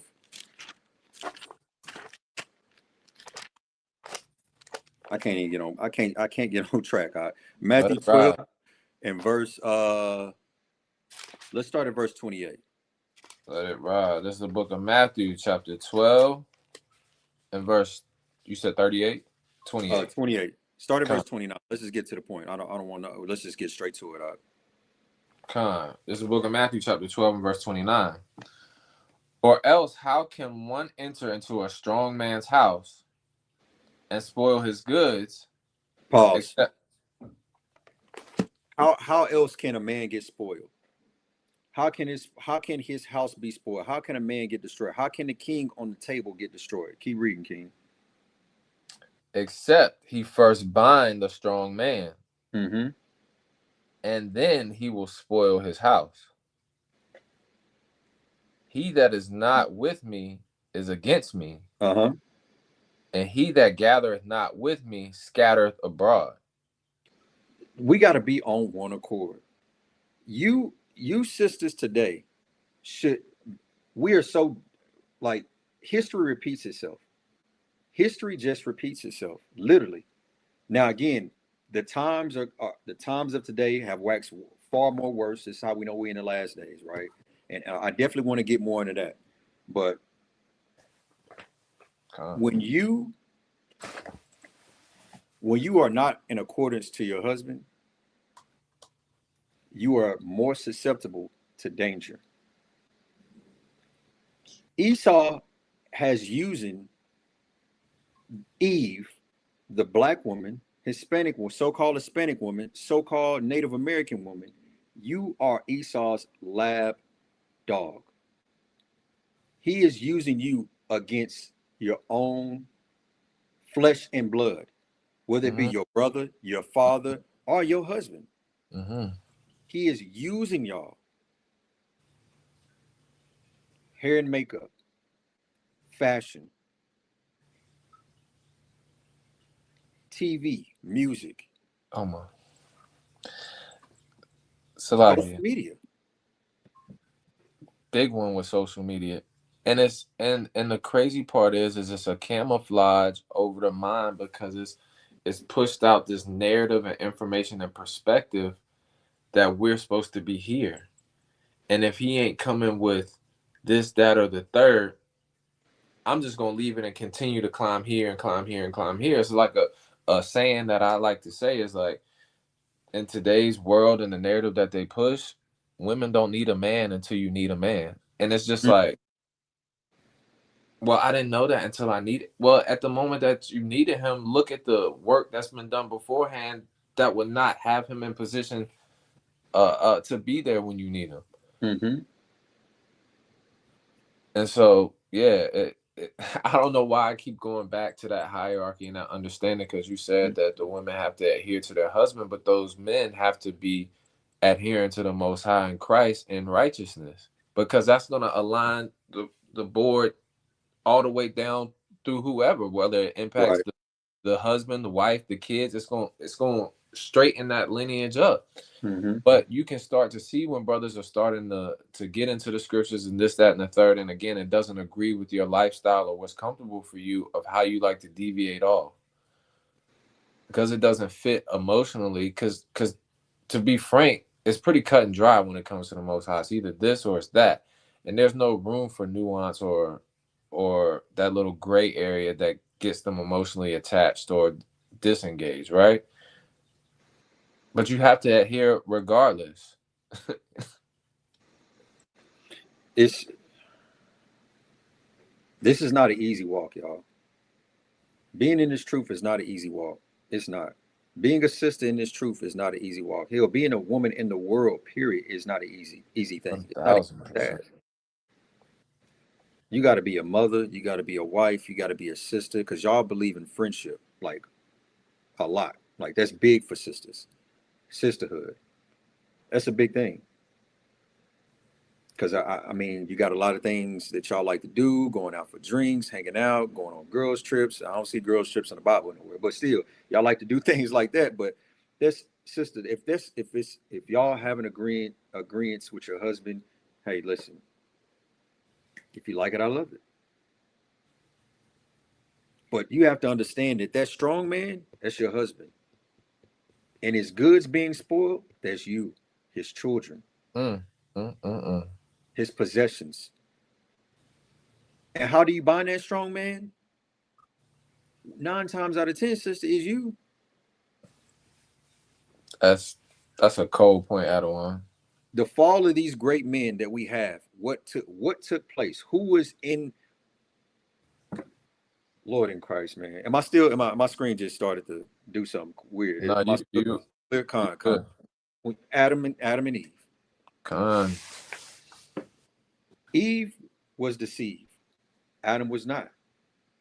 He was gullible because of his woman.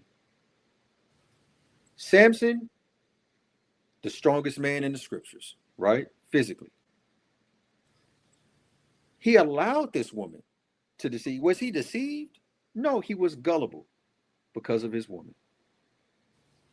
Solomon, the wisest man in the scriptures. Was he deceived or was he gullible? Y'all binding us up, sisters. It's you. And we allow y'all to. That's how much we love y'all. That's how we can go. I can go in Sirach. I can go in second Ezra. I'm just going, but for time's sake, I'm a yield. I'm a yield with that, because y'all know that y'all are strong. The power of the God-given beauty. Come on now. Yeah, most division between men started with that, or money. Right. Women or money, right. But women always come first in that equation. Women or money. Right. So look, it's like, you think about it: sex, money, murder. Money, clothes, and what rhymes with clothes? Mm-hmm. Like we think it's always going to be women. Women got to be somewhere in the equation, and then because I'm gonna let you get in there. When you look at what social media puts out there in the atmosphere, it's primarily sisters that are being deceived and believe that sisters just need sisters. Like they asked a brother asked a bunch of women, "Would you ever live on a planet that had nothing but women?" And they was like, "Hell yeah, yeah, yeah, yeah." And then the men were asked the same question. They like, "What for? What would we ever live on a planet where it's just men? What's the purpose of like we? Hell no." Nah. I can tell you 3 ways: nope, no, and no. Like, what's the point of that? Hell no. Heavens no, right? You know what I'm saying? Like, there's no purpose for us to be on this earth without y'all. Fact. And with that being said, and you understanding that, like, value us as much as we're supposed to value you. Like, we coincide together. One cannot work without the other. Y'all are needed. When the earth was created, it was created with both of us in Genesis. Like, if y'all seen the Genesis lesson that I did, it wasn't just Adam and Eve.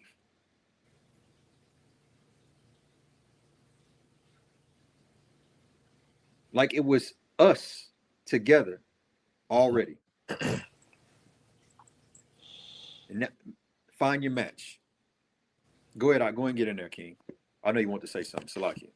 No, all good. I mean, you right on the money, Adawan. Like I mean, just go back to, and this is why I keep coming back to having to understand and the wisdom. What is wisdom? Fearing the Most High for women and for men.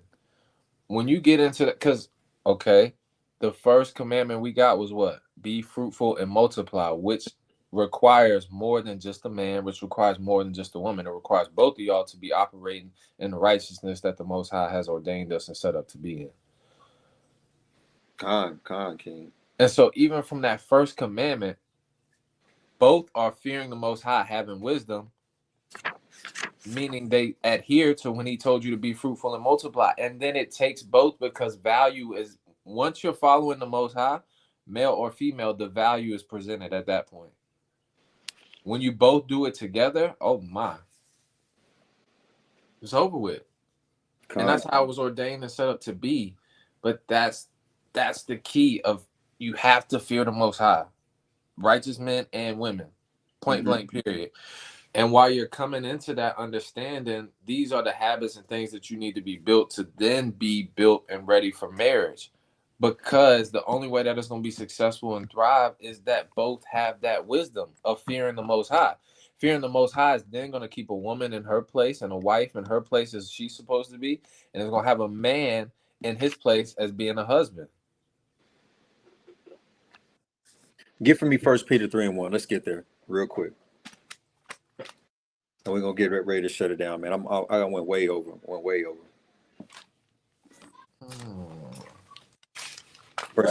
3:1. First Peter. The brother said,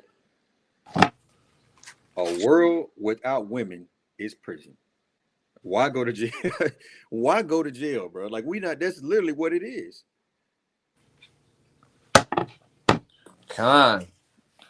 This is the book of 1 Peter, chapter 3 and verse 1. Likewise, ye wives, be in subjection to your own husbands, that if any obey not the word, they also may without the word be won by the conversation of the wives. So this is real deep, right? This is real deep. Read that again, King. Likewise, ye wives, be in subjection to your own husbands. Be in subjection to your own husband, right? Now, you have to understand what it means to be in subjection to, right? This is just another word for submissiveness, supportiveness, right? You think about school subjects, right? You have to have an understanding who your husband is and what he requires of you, right? When you're moving as a wife. Keep reading. Salaki, that goes back into Sirach, where it was talking about having that hedge, being within the hedge. Do you want the protection? Like I'm your bodyguard. Do you want the protection? Then you have to follow my instruction. And that's how you know. People can talk. I've learned that a lot of people like to talk. Oh, I'd love to have a man as this. I'd love to have da. Okay. So when we get down to the parameters of what's required for that, are you still down? Mm-hmm. Are you down to stay within the hedge, Salaki? Likewise, 1 Peter 3:1. Likewise, you wives, be in subjection to your own husbands. That if any obey not the word, somebody who's going off, maybe an unbeliever, keep going. They also may, without the word, be won by the conversation of the wives. Right, because the scriptures, Christ said he walked in the volume of the book. Christ is literally the walking commandments. Do I need to know as a father, right? Do my children need to know how to read in order to understand right and wrong? Or can they look at me as an example and understand how I move is the right way? How I'm moving is the wrong way. So your wife being in subjection to you, according to the scriptures, and moving, having some type of wisdom and some type of understanding, maybe a counselor or an advisor who's taught her. Now the man that is in the world walks in the truth now because of you, not because of your words, but because of how you move, the decisions you made, the grace you showed, right? Making a door and a bar for your mouth, right? Not being clamorous or confrontational, right? Keep reading. Verse 2. While they behold your chaste conversation coupled with fear, whose adorning let it not be that outward adorning of plaiting the hair, or plaiting the hair, just braiding your hair. Keep going. And of wearing of gold, or of putting on of apparel. A costly array. Keep going. But let it be the hidden man of the heart, and that which is not corruptible. So you got to wear on your heart, right? Wear that anything that can give glory to the Most High, anything that could that can show any type of respect towards your husband or respect towards your spouse and what he desires of you. Have that already in your heart. Don't show people what you're about through what you're wearing. Show people what you're about by how you're moving. Keep going. Even the ornament of a meek and quiet spirit, which is in the sight of Yahweh of great price. Meek and quiet. Meek meaning in humility. Keep going. Verse 5. For after this manner in the old time, the holy women also, who trusted in Yahweh, adorned themselves, being in subjection unto their own husbands. They adorned themselves being in subjection to their husbands. How? Keep reading. Even as Sarah obeyed Abraham, calling him Lord, whose daughters ye are. Whose daughters you are, sisters. As long as ye do well, and are not afraid with any amazement. Likewise, ye husbands, dwell with... This is the point. Listen now. Listen, sisters. Now, we talked about y'all, but listen to this, sisters. And brothers, listen very clearly. Keep reading. Likewise, ye husbands, dwell with them according to knowledge. According to what? To knowledge. Now, we already said what foolishness was. Foolishness is not having the wisdom and the knowledge.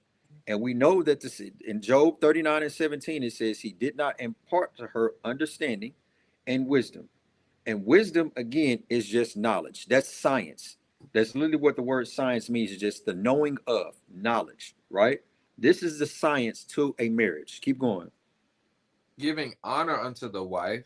This is how you dwell with your wife according to knowledge. Give honor to your wife, and when it says honor, it's talking about value, knowing her value. Keep reading. As unto the weaker vessel. Knowing that she's the weaker vessel. We just touched on this in Proverbs. We just touched on this in Proverbs 19. You know that she's the weaker vessel. You know that she doesn't have the understanding. You know that she don't have the wisdom. Just like you understand that your children don't have knowledge and wisdom unless you teach them. Not just in word, but in deed. Keep going. And unto the weaker vessel, and as being heirs together of the grace of life. Being heirs together. Together. Keep reading. Because what do they say? There's no difference between Jew and Greek. Male are free or bond. Male or female. We're together in this.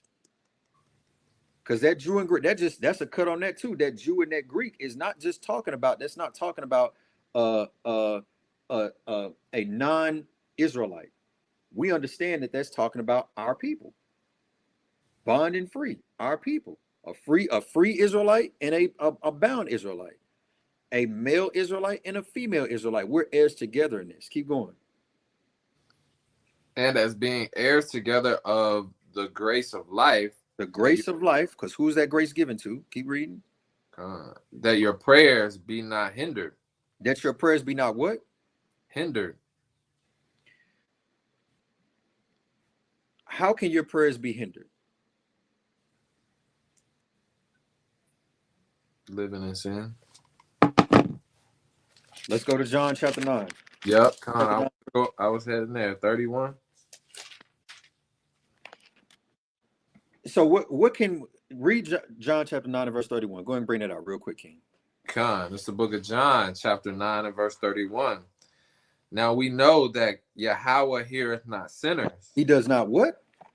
Heareth not sinners. But so, go ahead. Keep reading. You got it.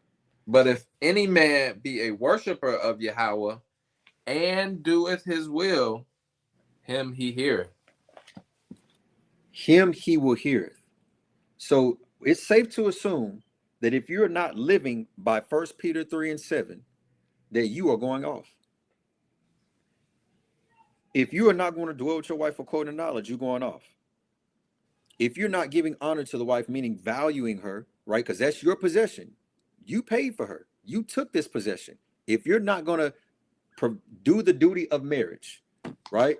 Provide for her, protect her, you're going off. If you're not going to see her as the weaker vessel, giving grace to her, you're going off. If you're not understanding that y'all heirs together in this, but like, hey, you only get salvation through me. How?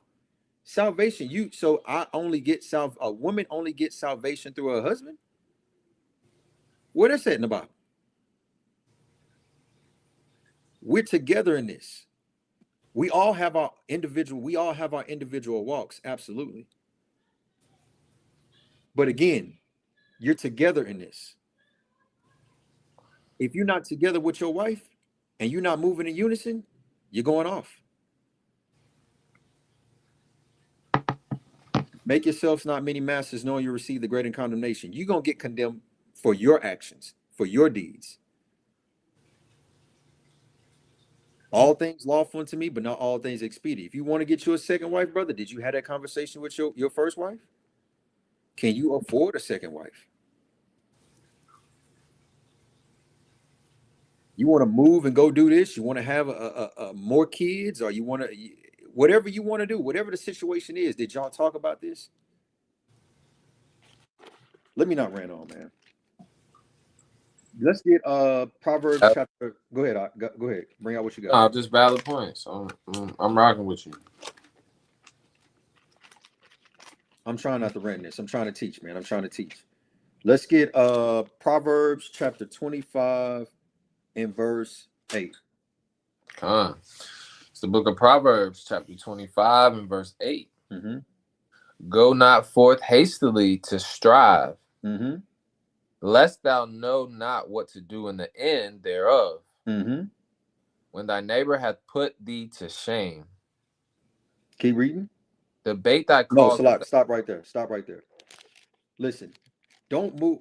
This is common amongst Israel in general. Again, we allow emotional things to make us dictate how we move and mess up the course of the rest of our life. Don't have an emotional conversation with your wife, number one. That's what's going to make you move in haste. When emotions is high, logic is low. So if you are going to have an emotional conversation with somebody, just be ready for what comes with it.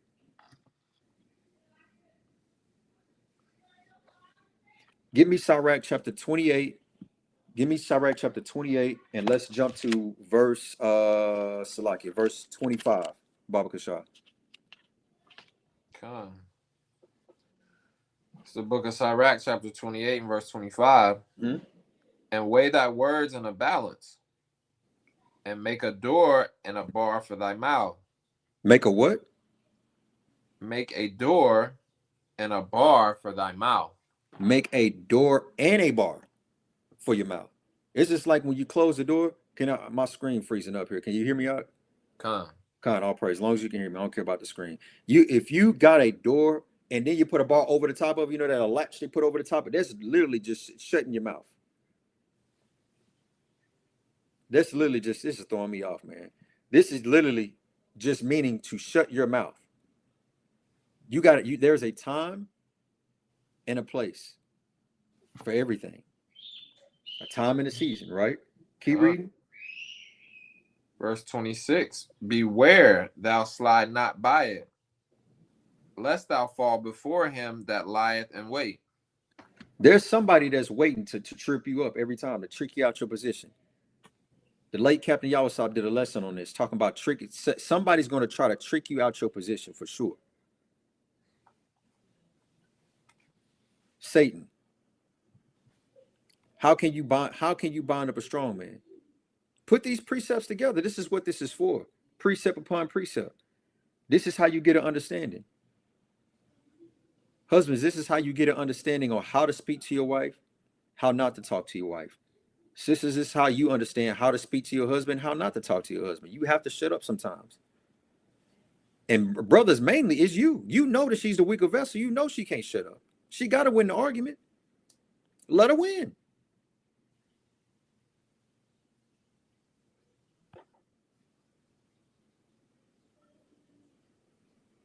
That's the hard part about being a leader. That's the hard part about being a husband. That's the hard part about being a father, is you have to let a lot of things fly. You have to.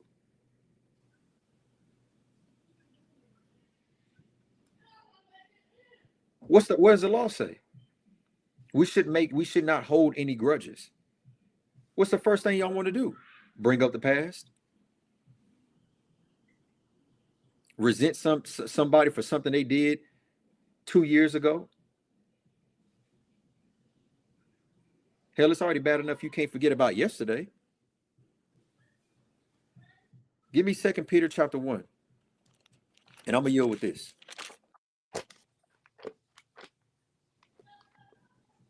2 Peter chapter 1. 2 Peter chapter 2 and verse 1. Come on, King. 2 Peter chapter 2 and 1. Come on. It's the book of 2 Peter chapter 2 and verse 1. No, just 2 Peter chapter 1, King. Oh, okay. It's the book of 2 Peter chapter 1 at the top. Simon Peter, a servant and an apostle of Yahushua Mashiach, to them that have obtained like precious faith with us through the righteousness of Yahweh our Savior, Yahushua Mashiach. Mm-hmm. Read verse 6.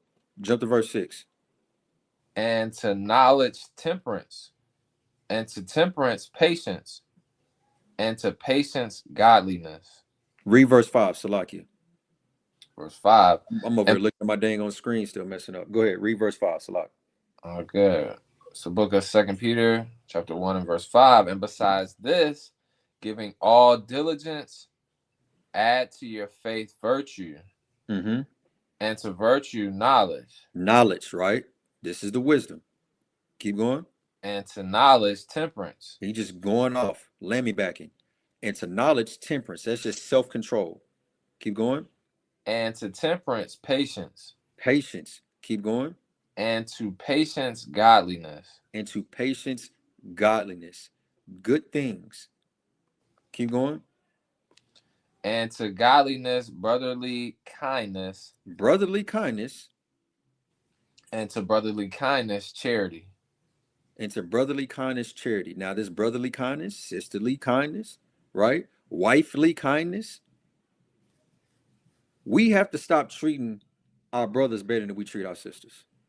There is no reason for you to treat your homeboy better than you treat your wife. There is no reason for you to have more patience with a grown man than you do with your wife. Than your boss. Absolutely. Your boss come in there and say, "Oh, yes, sir, I'm cool." You ready to go slam off on your old lady? She say something you don't like, right? And sisters the same thing, because that means you'll do something for a paycheck. Don't show yourself to be a prostitute now, sister. Because if you're willing to do these things for a paycheck, what else are you not willing to do? There's no reason for you to respect your boss more than you respect your husband. And vice versa. Okay. You mind if I read the next two verses? And Bring it out, King. Bring it out, King. Absolutely. This is 2 Peter 1 and verse 8. For if these things be in you and abound, they will make you that ye shall neither be barren nor unfruitful in the knowledge of our Lord Yahushua HaMashiach. So a lot of women today, which I'm grateful for, they love growth. They want to feel a value. They want to be fruitful. It's giving you the answers to the test right here. To obtain that knowledge, and that's why I keep going back to 1 Corinthians. Adhere to the Most High, and it's gonna set you aright.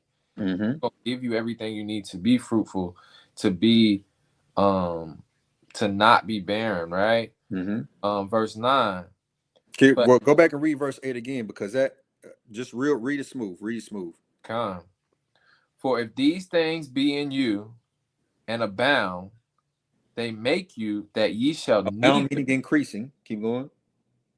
They make you that ye shall neither be barren nor unfruitful in the knowledge of our Lord Yahushua HaMashiach. It's just basically meaning you won't be useless.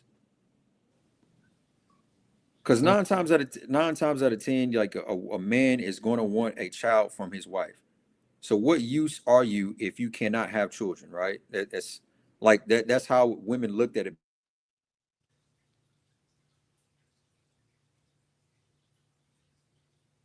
Was that it, King? Did you go out? I don't know. I must have went out. Nah, but to his point, getting back to adhering and fearing the Most High, understanding the role, the words that He left for each of us, keeps us in that straight and narrow path. It keeps us on the path that we were meant to be on. It keeps you in a fruitful mind state, right? Obtaining that knowledge and wisdom, which we know is fearing the Most High. I'm going to continue on to verse 9. And this is on the contrary side of that. But he that lacketh these things is blind and cannot see afar off, and have forgotten that he was purged from his old sins. And so that's just going back into the fact of letting you know how important it is for everyone to first fear the Most High and have that wisdom, then adhere to their role, because everything brings value once you come from the basis and understanding of the Most High and what role and sync that He has you in. And let's see what we got with the Adonai. Let's see if his service went out.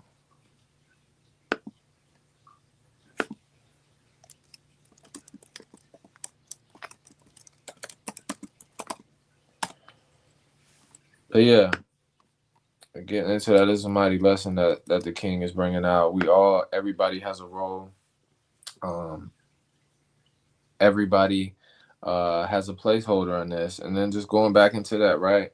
We know these things. Verse 9, Second Peter 1 and verse 9. But he that lacketh these things is blind. Let me get a precept for that. I'm going to go to Proverbs, let's see, 6 and 23.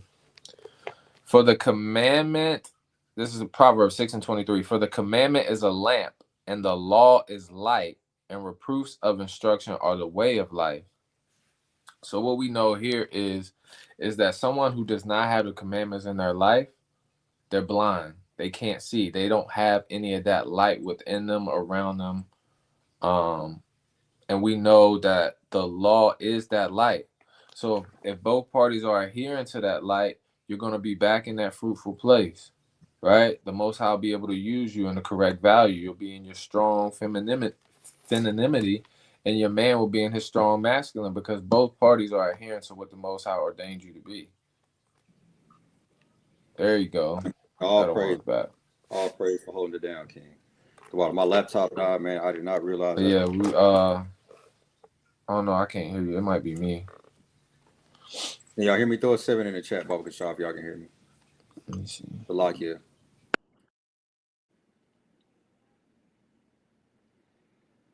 Okay, Khan, I see a 7. I see 7. It's the water. All right, Salakia, y'all. Laptop died, so I'm gonna end it there, man, because I'm pretty sure the brother was holding it down, was bringing out some mighty precepts out the water for the soldier Antonio hopping on, man. I appreciate you, God. The water for the brother Nadi Yab. It looks like the brother Yahweh Dawa jumped in as well. It's the water for your help too, King. And the water for everybody else for being on class, man. And Lord willing, it was a edifying lesson. The water for the brother, the voice of Israel, the mighty Captain Knock, the water you, King, as well. And I want to give all praise and glory to Yahweh Ba'ashem, Yahweh Shah. And with that, man, say shalom. Without further ado, man, Israel, enjoy the rest of your Shabbat. I pray that again, that this was a mighty lesson.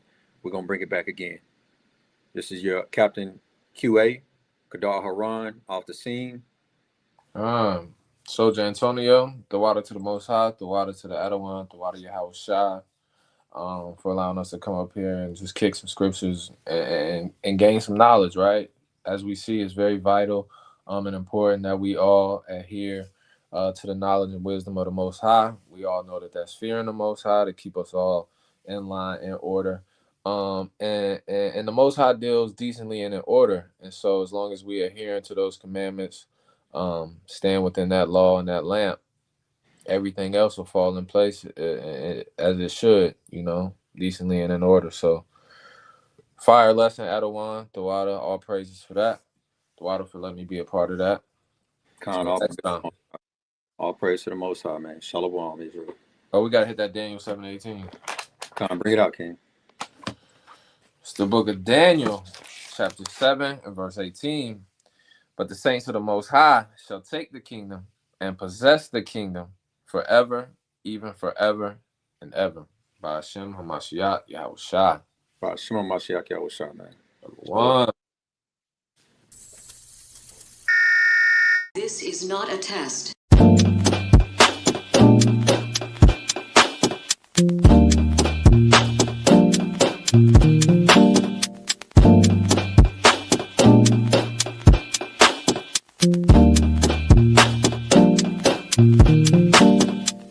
Black skin, black sauce, black Jesus, black music, black skin, black sauce, black Jesus, black music, black skin, black sauce, black Jesus, black music, black skin, black sauce, black Jesus, black music, black music, black music, black music, black music, what up, black music, black music. Yeah, I appreciate y'all for rocking with me. Before 104, man, we've been in this race for a while. Let your prayers for me just be restored or for the fight. Restore for me. Yo, I'll be just fine. I ain't asking for more of you, less of me. Need you, Father. Need more. Spirit of love, your tender care. Yeah. God has been raw. Send your angels there. Patience when I serve. Make the fire with chair. More than overcome. I believe what I read. Just like when the Messiah fled to the wilderness. This right here, this that obedience. This that environment, they ain't see me. I should not bear a grudge if you can make it in. Impression make it mad, but gotta make the ends. This that kid a quick temper trying to make it in. Though the meek gon' get the earth, the wicked running for the time. Got the faith, now watch what happen when your time is. So rock 11:10, mind your business. Don't need you chiming unless it's present on list.